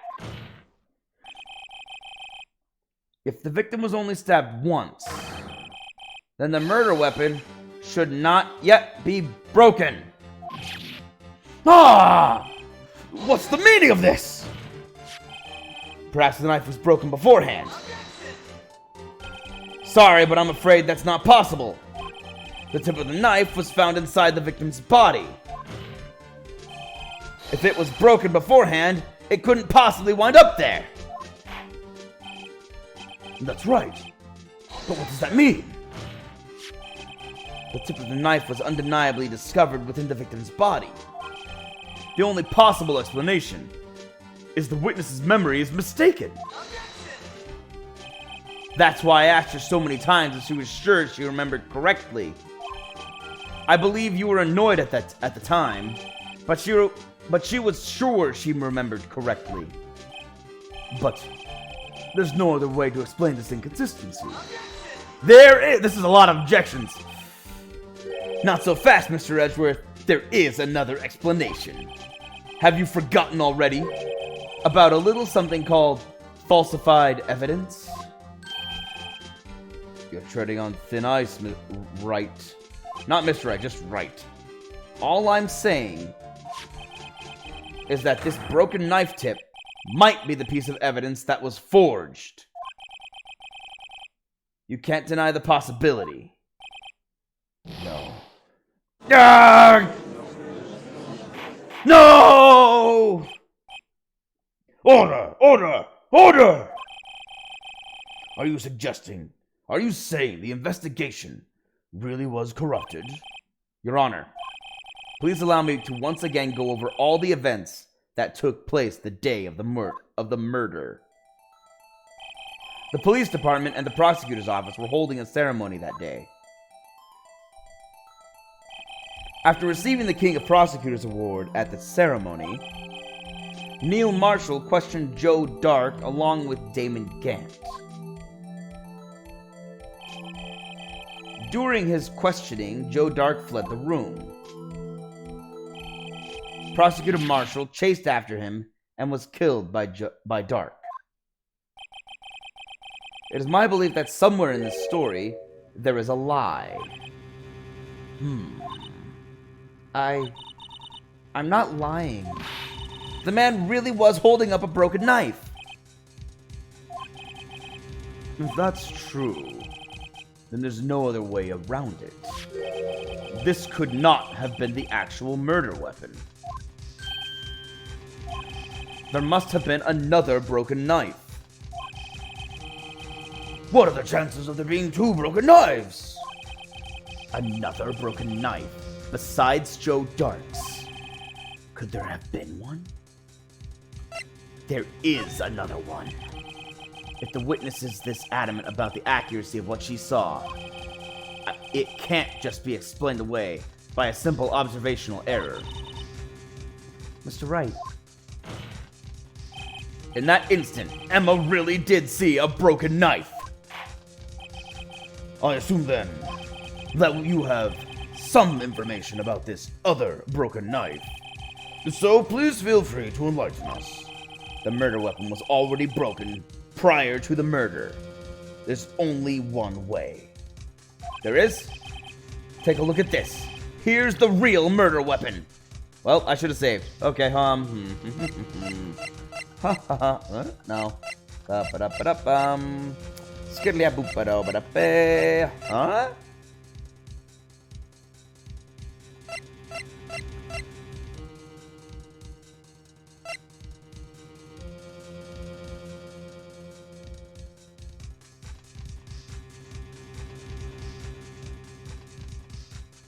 I don't have many things that can be used as a murder weapon. I have this pot, which is covered in blood.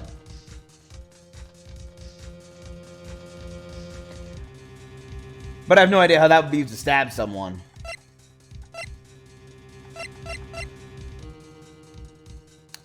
I have this screwdriver, but that was from 6 months ago. So that's not possible. It's not even connected to the case. Joe's knife.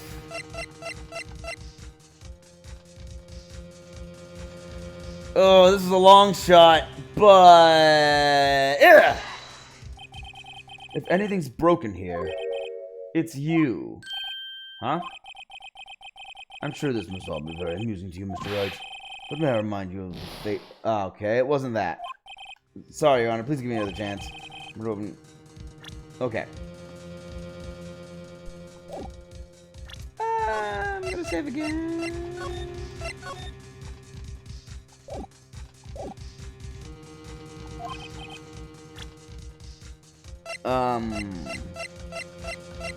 I don't have many options.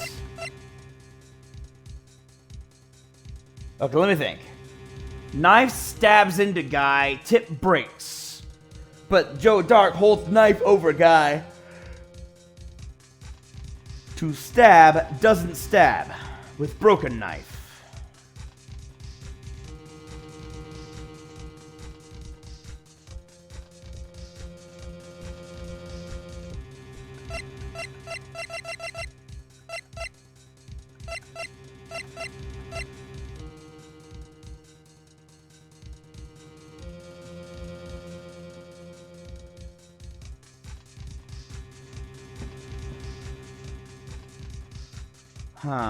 Falsified evidence. What else could have simply had a... Wait.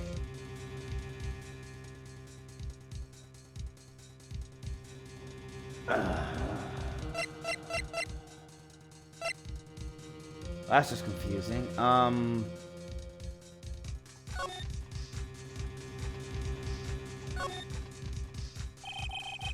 Then I'll move the cloth. The print belongs to Emma. Then I'll give this information to myself.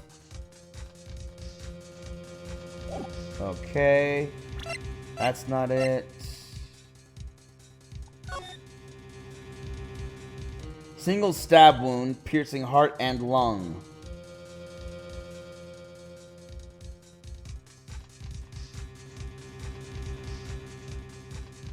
Weapon found in wound was missing tip.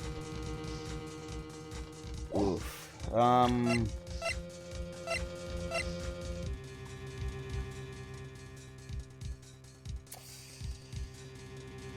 No, there's no way, is there? Yeah, I didn't think so.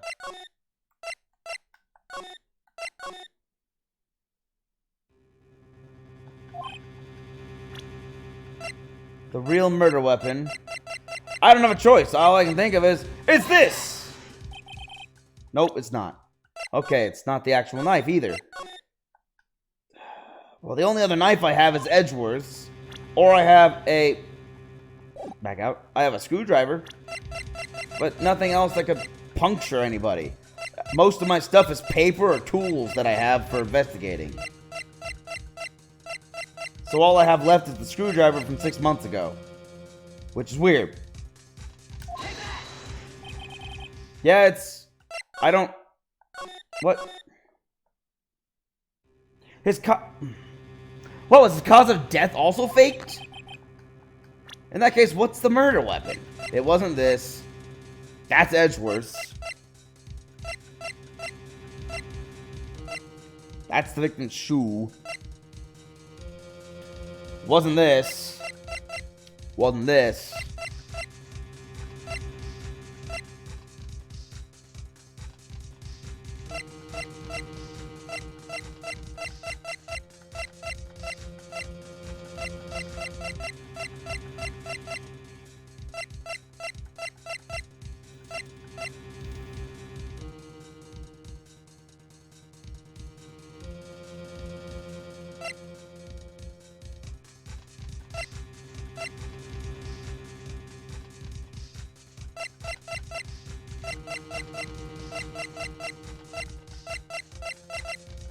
This is stupid. There's no way this is it, but I'm running out of ideas. Okay, it's clearly me who's broken. I get it. I didn't think that was it either. But It's the only thing that can answer the bizarre drawing that I saw. But now I'm really confused, because I'm running lower and lower on evidence. Unless... Oh. It's not this, because this doesn't have the blade anymore. It was this. I see where they're going with that. I was sort of right originally. My first guess was sort of right. But I had to use the picture, not the actual trophy. The answer lies in the past. 2 years in the past. Right here inside this picture. This is a picture of the awards ceremony. Ah! What is it, Mr. Edgeworth? It's the broken murder weapon! Notice the award Prosecutor Marshall is holding.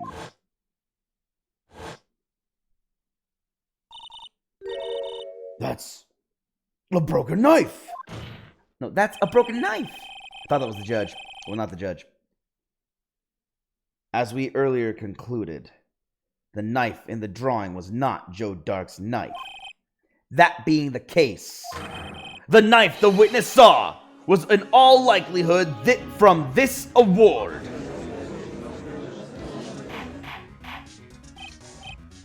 Order, order, order! I see. Oh, I really get it now. Sort of. I still don't know how the broken knife got in there. Neil Marshall was awarded King of Prosecutors that day. As an award, he was given this broken shield and knife. When he chased after Joe Dark, he pulled out this knife. Being a prosecutor, he did not carry a pistol. This broken knife was the only weapon he had in this dangerous situation. But that can't be. Oh, and why not, Mr. Edgeworth?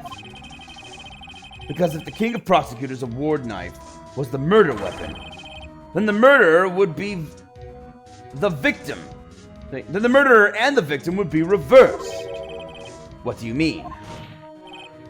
I mean, this man raising a knife would have been Prosecutor Neil Marshall. Like I thought. That's exactly as expected. Oh. Oh! I did not see it! But the prosecutor was the one who actually died. That's true. What's going on here? It seems Mr. Wright has been a bit too eager to jump to conclusions. Hold it! Wait. I remember now. I remember everything. Witness? Mr. Edgeworth. What is it? Could you show me your evidence list again? Please? His list? The one with that picture scribbled on the back?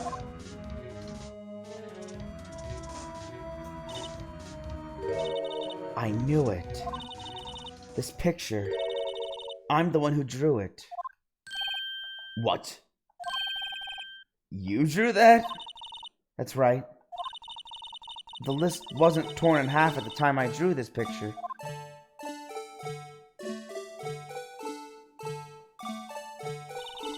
All this time I've been trying so hard to forget. I must have locked this part away deep inside me. Perhaps it would be best if we added this to the witness's testimony. Would you please tell us what you've recalled, Miss Skye? Yes, Your Honor. First the knife mix-up, and now the blue badger? This should be interesting. The third testimony, Emma's recollection. When I saw that man raise his knife, I panicked and rushed toward both of them. I think I knocked away the man with the knife.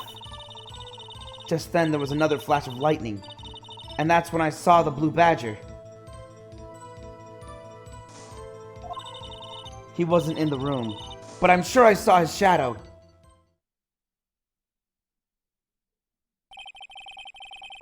This is certainly most unusual. Try impossible. The chief of detectives hadn't even designed him until this year.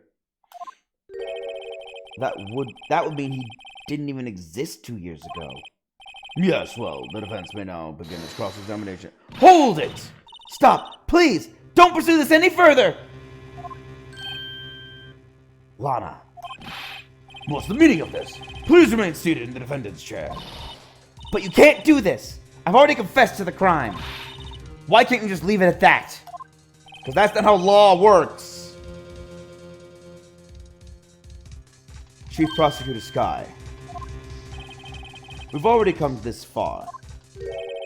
It's too late to turn back. Silence. The defense will now begin its cross-examination. Bailiff, please detain the defendant. It seems we're finally getting to the core of the matter. Emma's recollection.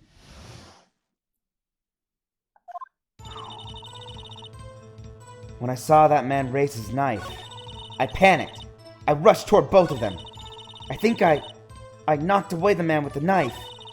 Just then, there was another flash of lightning. And that's when I saw the blue badger. Okay, hold on. I should probably cross-examine her. I'm not actually doing that. I'm just rereading everything. When you say that man, I assume you refer to Joe Dark? Yes. At least I think it was him. You think? All I could really see were shadows. The power outage that immediately preceded the incident is also documented in the prosecutor's office report. So then you... I panicked and rushed toward both of them. Why would you do something so dangerous? What else could I have done? He was about to stab Mr. Marshall. She seems convinced that Dark was the one holding the knife. I'm starting to see where this is going, and I don't like where it's going. But as we've just theorized, Mr. Marshall was the one holding the knife. Well, I didn't know that at the time. When that Dark guy knocked me down, all I could think was, I've got to help that other person. I think I knocked away the man with the knife. What do you mean you think? It all happened so fast, and I was in shock. I don't remember everything clearly. What I did, it's all kind of a blur. Miss Sky was almost killed before she was a witness to a murder about to take place. With so much happening in a matter of seconds, a little disorientation is only natural. I saw the man about to stab the other person, who I thought was Mr. Marshall. I knew I had to stop the man with the knife. What you did was very brave, young girl. So then, what happened next? Just then, there was another flash of lightning, and that's when I saw the blue badger. Are you sure about this? Of course. See? I even drew a picture of him here. But it was the chief of detectives who thought up this hideous beast. And that was just this year. The blue badger didn't exist 2 years ago. This is all quite verifiable. I know it sounds strange. I was surprised too when I saw him at the police department. I had this nagging feeling that I'd seen him somewhere before. Yeah, she did mention that. Now I finally remember. Oh, brother. Just when you thought that thing had caused enough commotion. Tell us, where in the room did you see him dancing? He wasn't in the room, but I'm sure I saw his shadow. His shadow? So you mean you didn't actually see his face with its winning smile and all? That's right. But I still remember it. He had 3 creepy horns. This is pointless. Yeah. Objection! This is pointless! That thing couldn't have possibly existed 2 years ago. You keep saying that. The witness must be mistaken. Objection! That may well be. But what's important is what caused her to think she saw what she did. Oh, and I suppose you have an explanation. If so, then by all means, please tell us what this shadow really is. Really was. Oh, crud. Saving again, saving again, saving again. Here we go. What was it Emma saw when the lightning flashed? Who was this blue badger really? Oh, I guess I'll save here then. This game's a lot of saves. I just might know. The blue badger hadn't even been dreamt up when Emma drew this picture. Yet she's certain she saw its shadow. Ladies and gentlemen, it is the defense's belief that on that fateful day, 2 years ago, there indeed was something that looked similar to the blue badger. Something that is now sitting in this very room. Mr. Wright! No, not me. In this room. Very well, Mr. Wright. What is it that the witness saw in that instant? Please show us this mysterious... My attorney's badge! No, do I have anything from 2 years ago? Thing that could lead a shadow...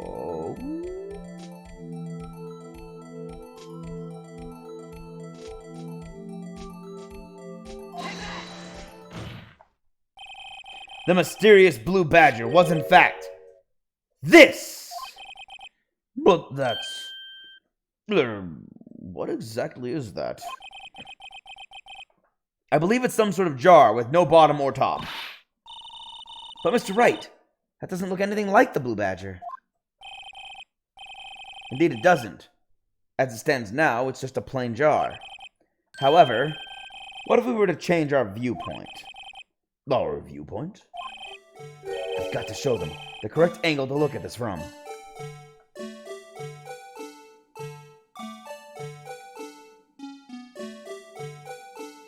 Hold on. There.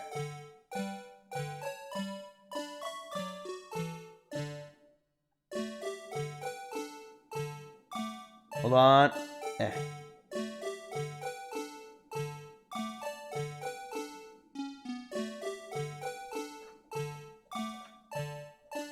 This?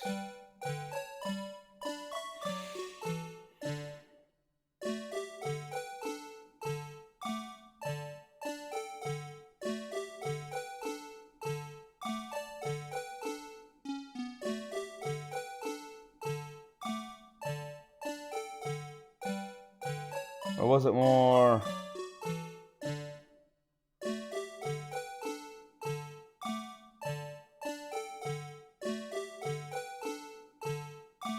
Wait a minute. Hold on. I'll figure this out.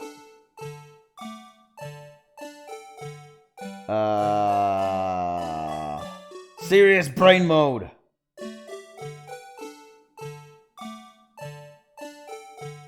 No, it can't be this. It has to be the other way. I was right the first time.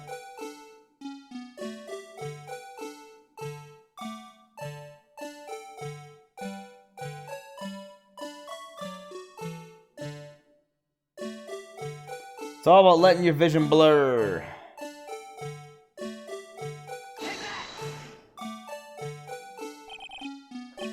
Well, is this a miracle or what?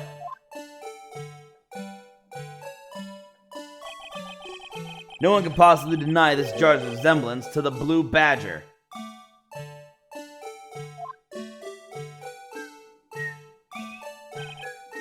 No. It can't be! Ah. Order! Order! Also, what's most amazing is this girl has a freaking photographic eidetic memory. Jeez. The defense has proven its claim. The mysterious blue badger witnessed on the day of the crime was actually this. Although we all enjoyed Mr. Wright's dramatic performance, one question remains. What's your point? What do you mean? So that badger thing was just was actually just a jar. That doesn't change anything. I'm afraid that's where you're wrong, Mr. Edgeworth. You see, this changes everything! Indeed. Very well then. Please tell us. What's different now that we know the witness saw this jar? Oh dang. Okay, hold on. She saw the jar. Or the shadow of the jar.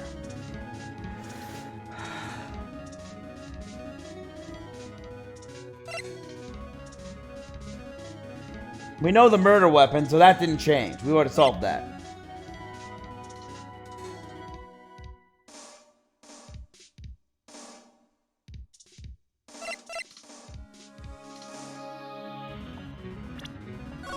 It's either the murderer or the location.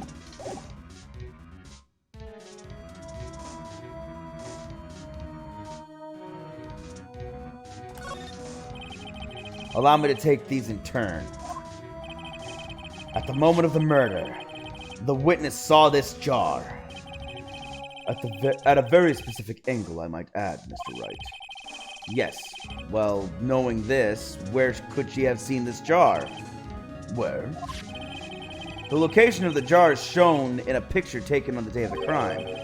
Holy cow, I didn't even notice that. It's there, yeah.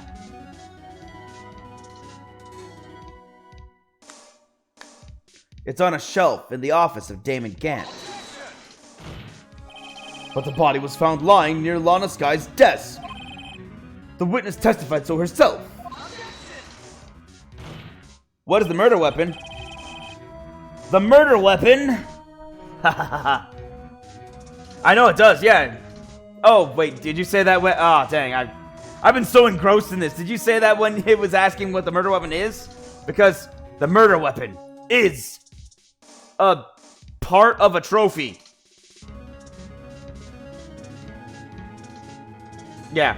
Turns out it's actually the blade right here. This is the murder weapon. How? Don't know. Yeah. So that was the murder weapon, which is why Gant had this new one, had this one made without it. It was removed from the trophy. That's why. Evidence.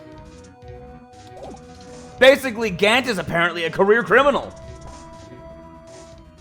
Yes, and it is these two facts that reveal what actually transpired. You see, the struggle between Dark and Marshall did not take place in Lana Sky's office. It happened on the other side of the room, in Chief Gant's office. Right, because they shared an office. That makes sense. Are you implying the murderer moved the victim's body from Damon Gant's office to Lana Sky's office? Yes. Why would he do that? There's no reason. Exactly. If there wasn't a reason, he wouldn't have gone through the trouble. The only logical conclusion is that there was a reason. Do you know what that reason was, Mr. Wright? Yes, maybe. I finally figured it out. So this is why Lana tried to stop the trial. It's too late to quit now, though. Time for drama.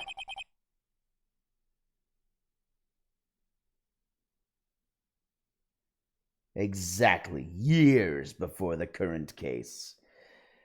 And yet, right now as well. For I'm about to bring this whole issue into light and ruin many lives. Please recall the witness's testimony. She said she knocked away the man who was holding up the knife.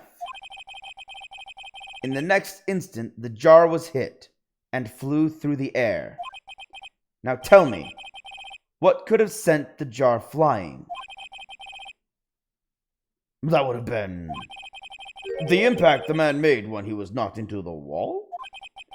Ladies and gentlemen, If I may draw your attention to this picture once more. If the man was not in the direction of the shelf the jar was sitting on... Oh, crud. Oh, crud. I know the actual murder weapon now. I wish. I wouldn't be surprised if he actually committed another murder. I'd be a little surprised. But not too surprised. Just a little bit. But it's possible Karma could have done something. I mean, he is one of the only characters whose name isn't exactly a pun, but is also sort of a pun with the whole Karma thing. Also, if you're seeing what I'm seeing, then, and you're seeing what Phoenix is getting at, I think I know the real murder weapon now. See, turns out this knife was what was held in the picture that Emma drew, but I don't think it was actually the murder weapon. What would he have hit? Ah! The suit of armor, holding a very sharp and dangerous looking sword. Ah, my throat. Ah, too dry. Water.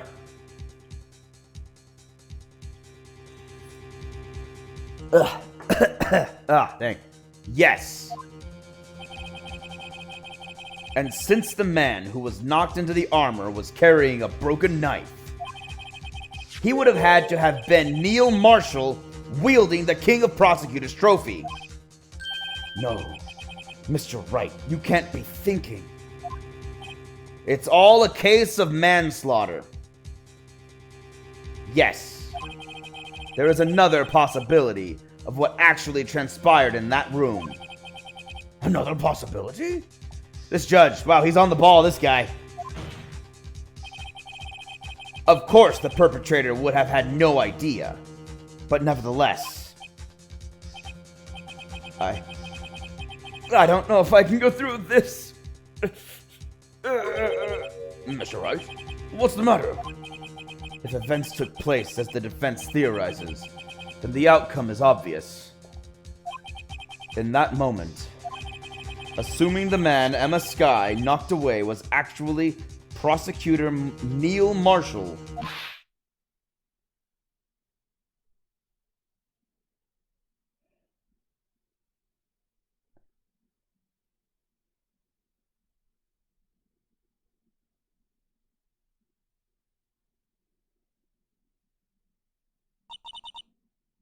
You mean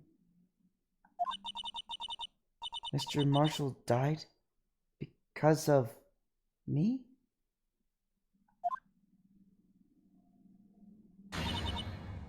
No! And fainted.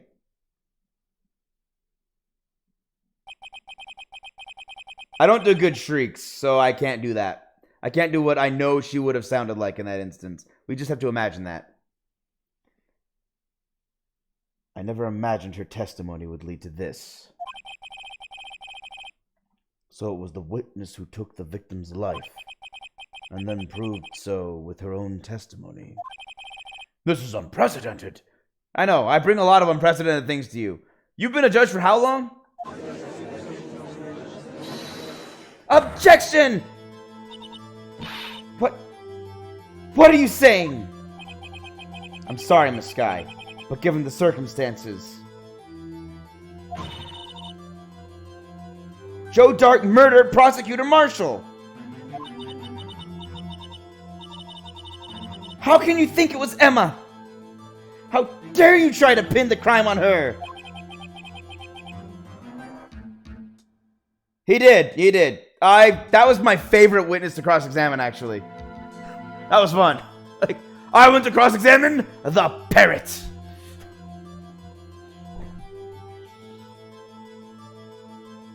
Imagine that coming from you. If you recall, it was you who admitted to forging evidence 2 years ago.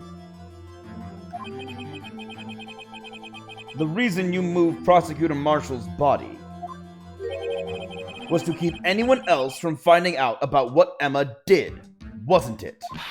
I assure you, Mr. Edgeworth, I have no idea what you're talking about. If you hope to have anyone believe your insane allegations, I'm afraid you're going to have proof. Tell me, do you have any conclusive evidence that proves my sister killed Neil Marshall? Evidence? I'm willing to bet you don't. Yes, it certainly would be difficult to prove this with evidence. If we don't have evidence, then we'll have to rely on testimony. I'm afraid that won't work in this case. Both parties involved in the incident are dead. We certainly can't get dead people to testify. This has all been a wild goose chase from the beginning.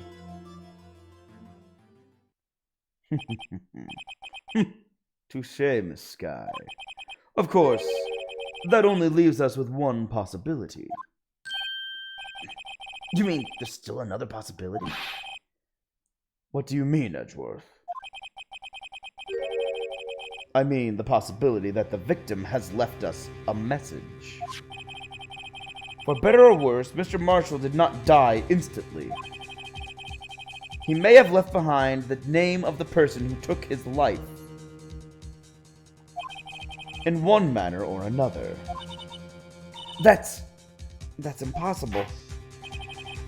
Well, Mr. Wright, this is the only possibility left to you. A message from the deceased. Does such a message exist? Probably. Let's see, I'm going to show you the pot again because I think the pot's important. I really like pottery, so I'm bringing it up again. I think I've got to think back to the court record. The real murderer's name that the victim may have left behind is in the evidence. This message from the deceased is already in our possession. Mr. Wright, will you stop at nothing to prove my sister a murderer? Do not be mistaken, Miss Sky. Our purpose is not to accuse Emma of any crime. There is only one thing we seek. The truth. No matter how painful it may be, the truth will set you free. Now then, Mr. Wright, please show us the piece of evidence that conveys a message from the deceased. Well, I'm gonna say it's pottery.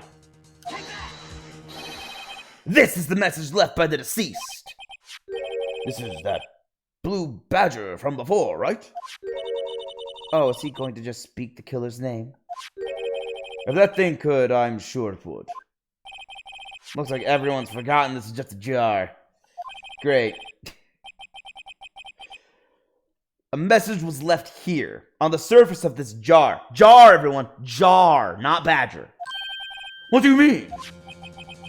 If you look closely, you can see a faint trail of blood on this jar. It looks like someone wiped the blood away.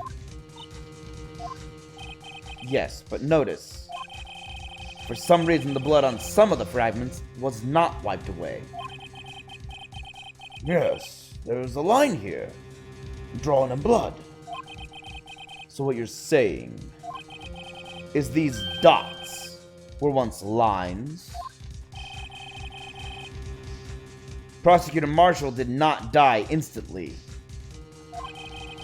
He used the few precious moments left to him to leave behind a message. One that someone apparently wiped away. But blood must have seeped into the jar where the lines changed directions. Precisely so. All we need to do is connect these points. And the victim's message will become apparent. Can I just use the luminol? No! Mr. Wright, what kind of message did the victim leave for us? Your Honor, I believe these bloodstains will reveal to us the answer. I've got to connect these dots to make letters. Or I could just use the luminol, but sure, I'll do it the hard way. Why not? There's only one thing the victim would have written, given the circumstances. his murderer's name.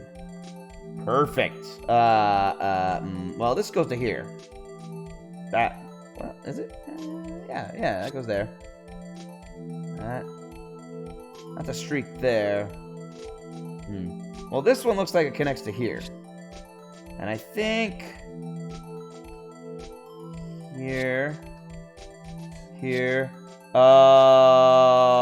I see. And all of a sudden, I get it. Do you get it? Can you see the name? You're right. Polly. Yeah, that's... I suspected her all along, all this time. She was really an evil mastermind. That's why I never really trusted that parrot.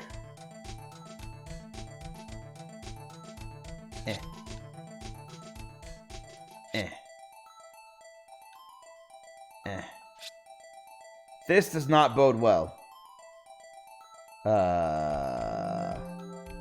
Okay, I guess that's a start. I can't swipe that anymore. Yep, clearly it's P-O-L-L-Y.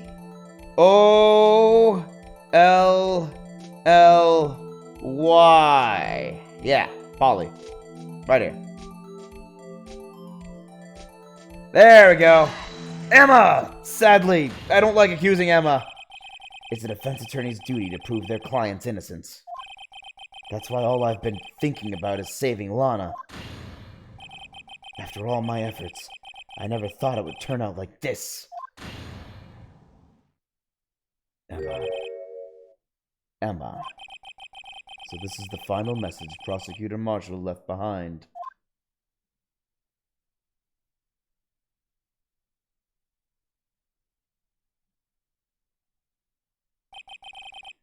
Of all people, she may not have meant it, but in the end, the one who took the victim's life was Emma Skye.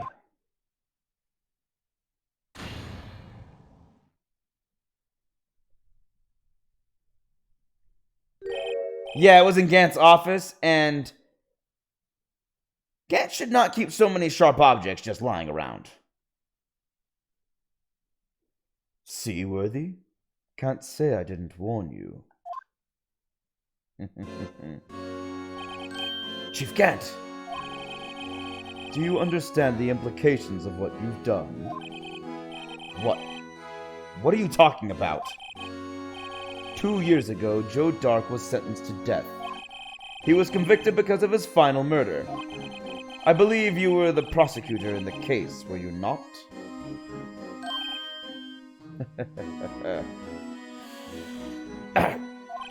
Yes, Worthy. Because of you, an innocent man was sentenced to death. I want to, but he's 2D. I can't reach in. We have to rely on them to slap him. And I wouldn't say it's because of Edgeworth. He was given evidence and used what he thought was right. And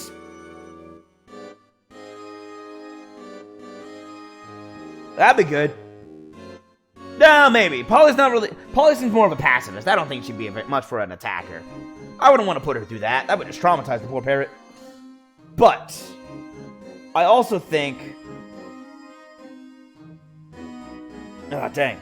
I think that Joe Dark had a really bad defense attorney.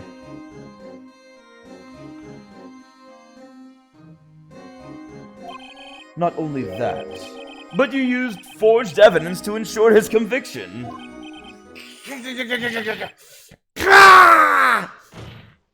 Objection. But Joe Dark really was a serial murderer. That's undeniable. I'm afraid that's not important. Didn't you know? We aren't defenders of justice. What? We're merely keepers of the law. That's a sad truth sometimes. Law does not mean justice. Sentencing a man to death is no light matter, even if there wasn't any cover-up or evidence forgery.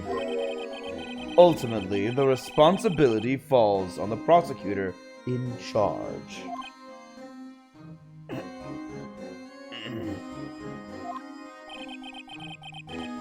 Oh, yes, the steel samurai costume. That might work.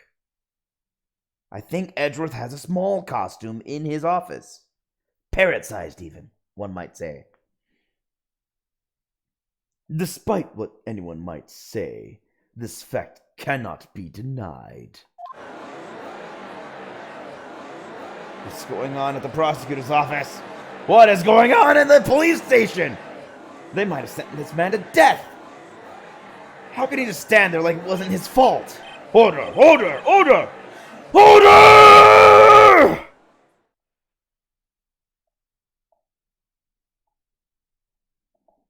Yeah, but it depends. Is he really an innocent man, or was he just a man who was guilty of a crime but convicted on false evidence? Like they said, it's like the guy said, it's a question of justice versus law. So that part's kind of interesting. When you take justice into your own hands by going around the law,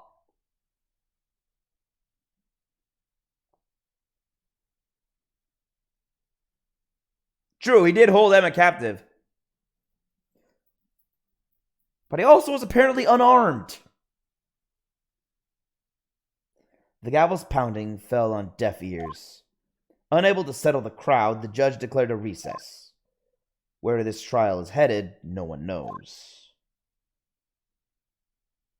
To be continued.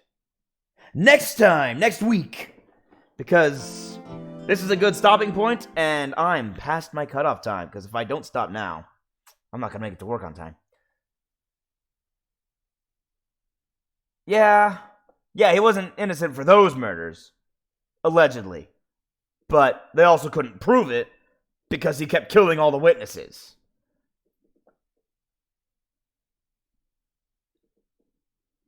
And then he turned himself in.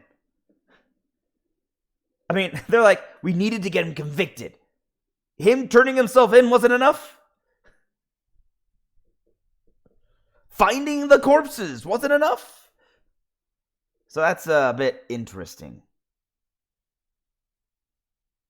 So then they took matters into their own hands, and really that is the issue. They took matters into their own hands. Edgeworth didn't even know, so it's really gray area of he convicted a man on false evidence, but he didn't know it was false evidence, but he didn't check up on it to see if it was or wasn't. But he might not have had the resources to do so. It's a very gray area. Edgeworth situation. So it's probably going to go into another tribunal. Oh, no, it wasn't his fault directly. But again, they are all making this point. Even the judge is somewhat making this point sometimes.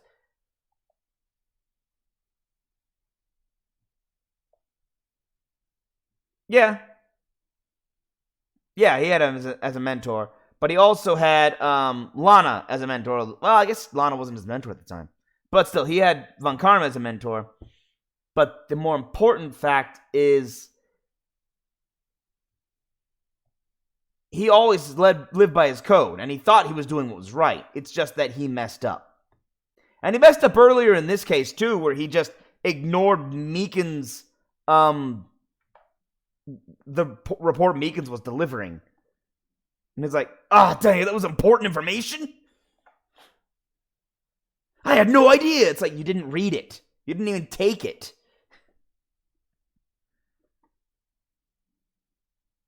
Yep.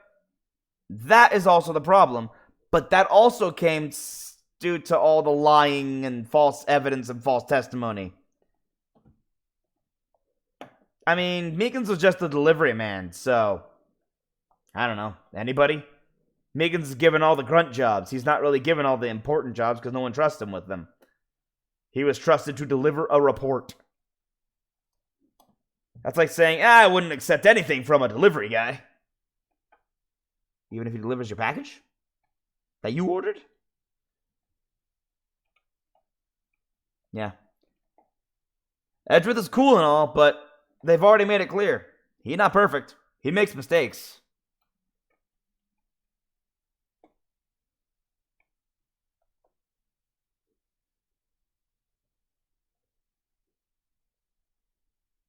Well, also he was trying to kick me out too at the time, and our conversation was wrapping up.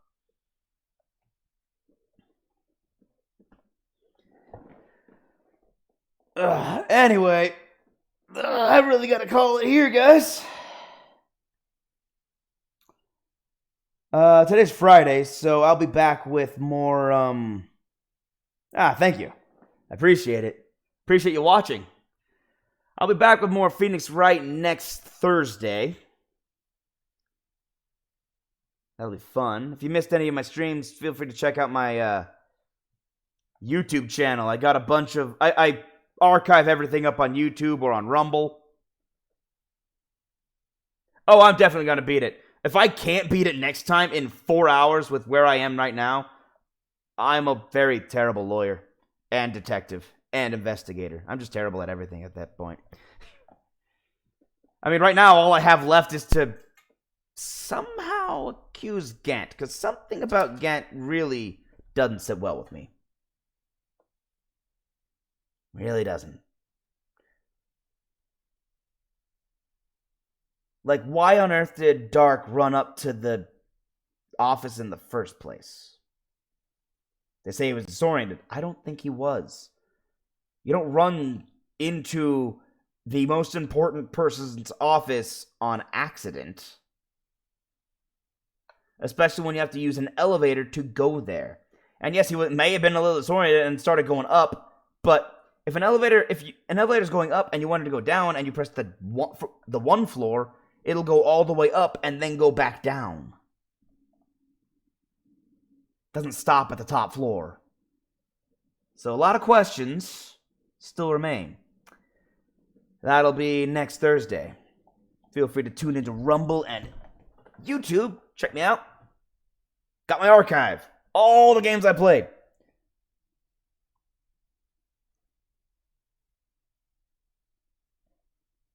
I've already got that one solved.